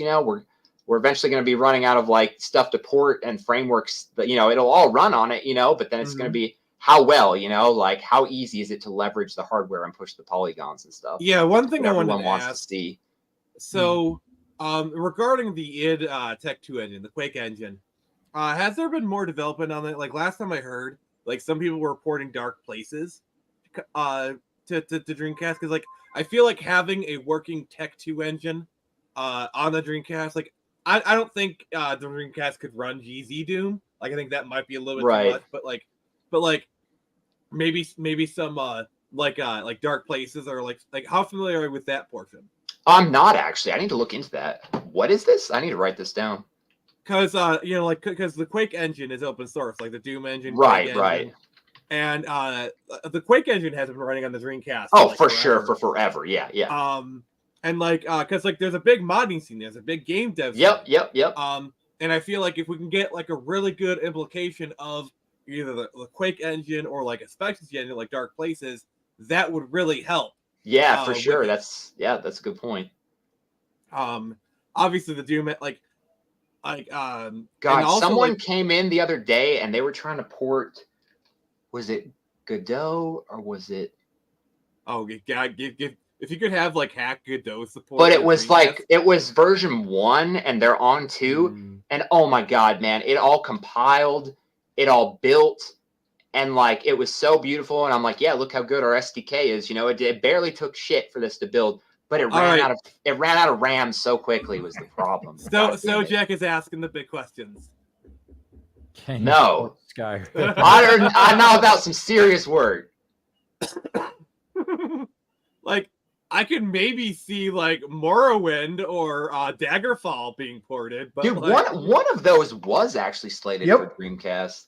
Yeah, I think Morrowind was. Yeah, I think you're right. That would actually, not surprise me. Yeah, I know Max Payne at one point was in development. I think it's like rumored that GTA 3 was, but like I know Max Payne. Right. Half-Life. Half-Life, Oh, yeah. yeah, that's one you can play, actually. That's the only way I've played Half-Life 1 is I've only played the Dreamcast version. Oh, God. I didn't give a shit about the slowdown, man. I was like, or the load times. I was like, dude, I'm so happy to be playing this on Dreamcast. I don't give a shit. Yeah. Yeah, and like the mods, like people like, you know, just like hacking together stuff using Gold Source on the Dreamcast is insane. But yeah, like there's a lot of like open source game engines. Chris, is there any open source game engines you think would be a good target for the Dreamcast? Honestly, no. Because the problem about is Quake. typically RAM and shaders. Yeah, because you are kind of confined to what the limitations of the platform are, right? And that means no programmable shaders. Yes, and it all like I started my kind of professional career with programmable shaders. For me, it was. So did I. My professional, like I broke into the graphics industry with shaders, right? Yeah. Right. Well, that made things so much easier, man. Like instead of having to basically hard code everything, you literally had your own suite of shaders that you could draw. You had a library essentially, and right. Like the other thing, one of the games I worked on, Defiance. It was old freaking TV sci-fi channel crap, but the engine was totally proprietary. But what the engineers did was they left a lot of hooks open for Lua script, so they had their man, we huge on Lua in our engine. Yeah, like that is a huge time saver because you basically have your engineers dedicated to, you know, the actual engine, and your like I was a content designer over there. I was just here you go, you know, throw in a couple of real-time loaded Lua scripts. That's exactly the way ES engine works. Yeah, is on Dreamcast. Yeah, it's all the content stuff is just Lua based, and you know the engine's all low level C++. But like I'm sorry, I gotta be honest. When you announced that you were going to release ESTK, I was actually really excited because I still got to do that, man, because it's in pretty good condition for other people to use. Even if if I never like make something great with it, someone else can. Yeah, because like I think that would be so cool to like mess around. Like I'm sure Lug would love to mess around. Like I just love the it looks really cool. Thanks. But yeah, I think in terms of open source engines, like the Quake engine is probably the best bet, you know, to kind of get really optimized. Right. Dude, I was so shocked. Have you guys seen the footage of the Sonic Mania port to Dreamcast? Really? So Sonic Mania, somehow the source code leaked and it's getting ported to everything, you know, and some crazy bastard, he might wind up on this stream, really impressive, is porting it to Dreamcast. And like, if you had told me that, I'd be like, no fucking way. You know, this is an engine made for like, you know, PS4 Switch generation. Like, even if the Dreamcast could do it, like, it's not going to be optimized to that point, you know, just code bloat over the years. It's all pixels or sprites. Like, there's that much going on with Sonic. Right, Mania but it's all software rendered. It's the Yeah. problem. It's not even using like 3D acceleration. But anyway, apparently that thing is so goddamn optimized. No, Sonic Mania is running pretty well on the Dreamcast. The problem is RAM. It eventually runs out of RAM. But like, I can't believe how well that port's been going. You know what? I'm play. Oh, sorry. So you know how like there's these Game T compilation projects, like Super Mario 64 has been decompiled. Yeah, exactly. Those are cool. And like I'm pretty sure someone has ported Super Mario 64 to the Dreamcast. Sure did. But, like Ocarina of Time has been decompiled. Like how crazy that would be to play Ocarina of Time natively on the Dreamcast. Yeah, that's one that should be done. Actually, a lot of those I think are good targets for the Dreamcast. You know, because like even with indie tools, Mask would also be a really good one to have run on that too. Yeah, that would be sweet. Well, did you guys ever play Sonic Mega Mix? That was Paul Whitehead's previous project to Sonic Mania. I never played because that he's an indie, like basically the dude was like a garage gamer. He basically, for sure. And they Sega, like that's what sucks about the fact that Sega is failing and has fallen. Sega had a huge support for their indie and amateur developer communities. Like they had the SAGE, the SAGE, it's like the Sonic something or other, where like basically a bunch of amateur developers could utilize the Sonic the Hedgehog property without Sega breathing down their neck, without them trying to sue the way that Nintendo does. And they've made some amazing homebrew games and their own little indie Sonic games. And that's why I think Sonic Mania was so well loved, was because it was created from a passion project. Really cool. The story Christian Whitehead, basically he ported Sonic CD to the iPhone and use his retro engine. And so Sega basically contracted him to make ports of like Sonic 2 and 3 for mobile platforms using the retro engine. And supposedly those versions are really freaking good. And so after the fact that the current Sonic Mania engine is optimized to run so goddamn well that it can be ported to the Dreamcast, like that's a testament to how well architected and not bloated that engine is. Even though it could be bloated, like they could get away with it for the platforms they're targeting. Oh, I do need to say for the record, someone corrected me, and it's really dumb that I made this mistake. My files, the source code for Sonic Mania was not leaked; it was decompiled. Sorry. Yeah, that's the key difference. My bad. Yeah, and then to answer Andrew's question, I'm just going to solo myself. Chinese handheld. Yeah, I have. This is the Miu Mini Plus. This is the one I have. It's a bit of a cheaper one, but like it's got a really good community come behind it. I got them running Onion OS on it, and yeah, I was showing some DS emulation on it earlier. Nice. Yeah, he wanted to see it again, so I figured I'd show him. But like any chat, any other questions you want to ask? Lug, Shiro, anything you guys want to pick Falco's brains? You got the opportunity. I don't really think that anything. I mean, granted, I've had a long day, so there's not nearly as much bubbling up to the top of the noggin as there probably should be, considering Falco here is an active developer, something that I eventually want to become myself. But hey. Well, right now, I'm approaching it from kind of the angle of being a writer. So I'm just tamping out all of my writing from the get-go. That way, the easy stuff for me is done. I can reference it, blah, blah, blah. It's out of my mind. Then I can focus on the really important nitty-gritty stuff, the stuff that I actually have to learn, which is programming, gameplay design, all of the stuff that is actually important to game development, rather than just be like, ooh, I get to write characters all day. No. So this Stio asked, Falco, what you're using to work on at home now? Like, I guess he's asking for what your home setup is. Oh, he knows my home setup because he bought it for me, man. Oh, damn. Oh, he literally bought it. He literally said, like, if this can help you, and like ES, and he bought me like the most baller ass machine ever. Really, Angel investor. So he's just taking this moment to let you to actually have you flex for him, essentially. Yeah, and honestly, man, this fucking machine at all times, I run Ubuntu as my main OS. I have a VM for Windows 11 in the background, and I have a Hackintosh for the latest Mac OS, and they're on my build server. You know, every time I commit code, like it builds for Mac, Windows, Linux. Funny story, when I commit code, it actually turns. I have it. My build server turn on my Dreamcast automatically, submit code to my Dreamcast, run unit tests, and turn it off automatically with my setup at home. Dear Wake on God. land. Yeah.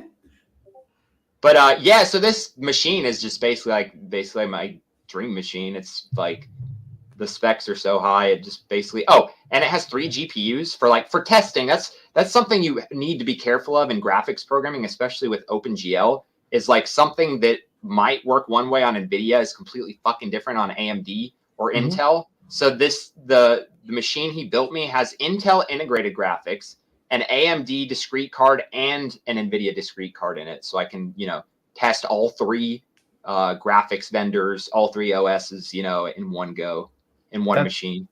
Dude, that's why everybody that champions for multi-platform releases of games has never developed a game. There's a lot of work.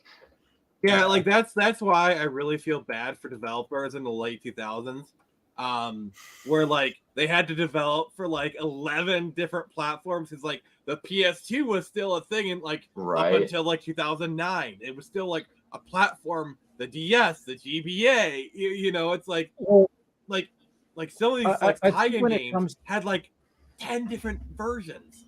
Oh yeah, and you're not getting paid. Like your developers, that's another development team you have to hire for that. Right. Yeah. Well, I think when it comes to platforms, my understanding is that platforms are getting so minuscule in their technological leaps at this point that unless the consoles are going to change into kind of a quote unquote handheld console war, you're going to see a lot of homogenization between the various platforms in PC. That's exactly what. Yeah, like they're using USB now, and they're all x86 based. Honestly, man, it kind of depresses me. Like I find consoles kind of boring now. Like they're all x86 based. They're all basically mini PCs. When like back in the day, like the PS2 is more powerful than the Dreamcast on paper. Well, actually, every console of a generation had some strength or weakness because it was all custom built hardware that was like, it wasn't just off the shelf PC parts. They all excelled at something all the way back from like the Super Nintendo versus the Genesis. And I just feel like it's kind of boring nowadays. Like the PS4. Like honestly, we can thank Microsoft for that. The Xbox is the beginning of the end. Right. Yeah, I do feel like eventually there will be no consoles. It'll just be all PC based. Like you'll have your PC based handhelds and your PC based consoles. Because Sony is eventually gonna stop making consoles because like they're fine for now, but they're like, and even Xbox, like it's obvious that Microsoft wants to ditch the Xbox, but they can't. I mean, you mean we won't get that PlayStation 9 at this point? Wait, sorry, 2 people spoke at the same time. Yeah. Oh, you mean we won't get that PlayStation 9? Where you inhale the little nanoparticles into your brain and have the hallucinations. and what I said is. And what I said was that Xbox is basically on death's door at this point. There barely any multiplats or exclusives. And if it is, you can guarantee that they're going to go multi-plat within the next 1 or 2 years. Well, what's the killer app for these things? Because people don't buy consoles; people buy games. People didn't buy the NES. PlayStation has that. PlayStation has that's the problem with the Xbox. The PS, people do buy the PlayStation for the games, but here's a problem with Sony: they're porting their games to PC. Yeah, and they're better on the PC. And when Spider-Man 2 launched, I said, "This looks like a great game. I can't wait to play it." In 3 years, when it gets ported to PC, Yeah, PlayStation's got all these great PC games now. So, Dargan wants me to ask you about your Dreamcast double RAM mod. Yeah, so that's actually a really badass mod. So he's the one who did it for me. Because, man, I'm too software. I can't solder that shit. I will ruin some Dreamcast. I'm not even going to pretend that I did that myself. But, yeah, so they figured out how to mod the Dreamcast to double its RAM. So, like, first of all, the RAM is typically the main bottleneck of the Dreamcast. So you can go from 16 megs to 32 megs. Now, for comparison, the GameCube has like 24, and the PS2 and the PSP have 32, but the system takes up a few megs. So a Dreamcast at 32 megs actually has more RAM than a GameCube or a PS2. Wait, also, he grafted this? The Xbox has 64 megs of RAM. Yeah, the Xbox is ridiculous. So he grafted in an entire bus going right from the CPU to the RAM. On the Dark, tell him what you did. I'm not. Dude, that's insane. It's actually becoming like we added support for it to Chaos. Like so. If any indie game right now using Chaos comes out and they accidentally have a memory leak and you get screwed and like it crashes on 16 megs, hey, if you have a 32 meg mod, we auto detect it and you might get away with it. I know in the Xbox scene that there's a similar mod where they basically double the RAM to 128. I know that's been a thing really for forever. Oh, okay. So instead of putting in two additional slots, you just upped the essentially they were like soldered on like DIMMs or SIMs or whatever, and you just whatever the EEPROM is, and just soldered in larger. Yeah, I'm pretty sure that's right. Were they ball grid array or the BGAs? Because I think that's probably the best. Like that's some fast ass RAM, by the way. BGA, when Nvidia went over to that for their GPUs, for that they put that on instead of it looking like a stick of RAM sticking to your video card. They had these things that looked almost like capacitors. Damn. Also, I stand corrected. The Xbox has 256. Dude, that is like as a Dreamcast developer, like what in the hell would you do with 256 megs of RAM? Just like, oh my god, standard Surface enough. Well, I got never like call delete on anything. Gigabytes of RAM or something. Well, yeah. You know, because like the Xbox has the media store capabilities, and because the Xbox can normally only do because the Xbox can actually do 1080p video, and like so when it comes to playing 1080p movies. The RAM, you need the RAM expansion. Oh, the RAM's the bottleneck. Gotcha. Yeah. But then you got weird things like how the PS4 Pro can play 4K video games, but not 4K Blu-rays. That's weird. Really? That's weird. Yeah, I tried. It doesn't work. Wow. That you know what it was is they probably plopped on some weird like hacked on some additional video RAM or whatever, and it didn't route it through the drive. And you know what I mean? Like you're running two different, like a Blu-ray player is essentially it's got its own interesting little loops that it has to jump through, or hoops it has to jump through, because it's not just your standard like video. Like HDMI cables can actually stop Blu-ray play now. Like there's all sorts of, it's almost like it's a parallel system running. It's freaking weird. Yeah, that's the thing. Like there's been a lot of like DRM coming to HDMI cables. That's been really stupid. Yeah, well, it's all because of the Blu-ray crap, where they're like, hey, if you want to play this disc, not only do you need like a real Blu-ray player, which by the way they still have region locking, which is absolutely asinine, but they also have, it does like a security check when it runs through your HDMI cable. Like, it's freaking stupid. Cables having DRM, that is insane. Well, you heard about what YouTube did, right? With like Europe is actually suing them right now. Also, it's failing. Like here's the problem that YouTube did. So YouTube is trying to do its like banning of like ad block, which by the way they're doing a really shitty job of it, because I run ad block up the wazoo. I do ad block. I do sponsor block. You know, I am the problem. Okay, and on my main YouTube account, I have never gotten that alert. I switched to the Phoenix Press account. I get it once, but I've never. And I watch YouTube like literally all day, every day. Like I am like probably watching YouTube like 12 hours a day because like that's my television, and I've never gotten it. But that's malware, dude. If they're installing something onto your system so that it can check to see if you're using ad blocker, without your permission, that's a violation. Like, that's illegal. Well, this Yeah, is but it's having the exact opposite effect. It's like it's having the Streisand effect of where like where people are now like, wait, I can block ads on YouTube. Falco, are you familiar with this situation? Oh yeah. From all I know is one day like I had ad block, the next day like it bitched at me on YouTube, and I'm not happy about it.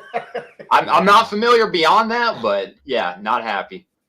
Well, this is All starting the next arms race for ad blocker where, YouTube's like, oh, I see you have an ad blocker. Please, do this or else we will not allow you to watch YouTube videos. Where meanwhile, the next big ad blocker of, oh yeah, we can just surpass this and we will be even more, powerful with an ad block. And then you're just going to see an arms race where it's going to be, virtually inconsequential, and it's a waste of YouTube's money to really be doing this. Yeah. So, Sharon, that's some really great input.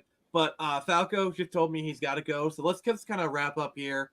So we're gonna like go around. Everyone's gonna say like kind of final things. If you want to ask Falco a question, guys, if you have a question of Falco, speak now for hold your peace. This is the last call.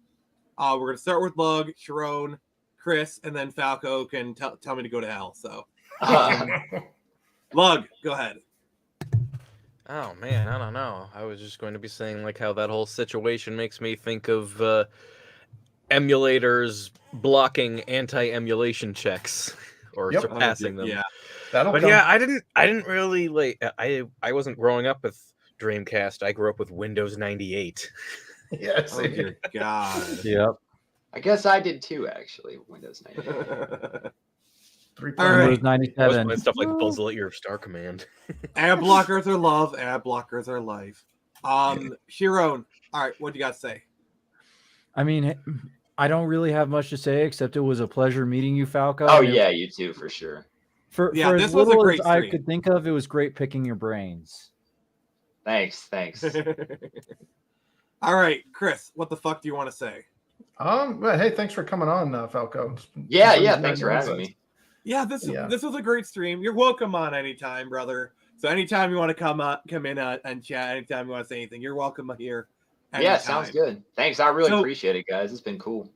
Yeah, this was nice. You kind of aired some stuff, and hopefully Elysian Shadows comes out.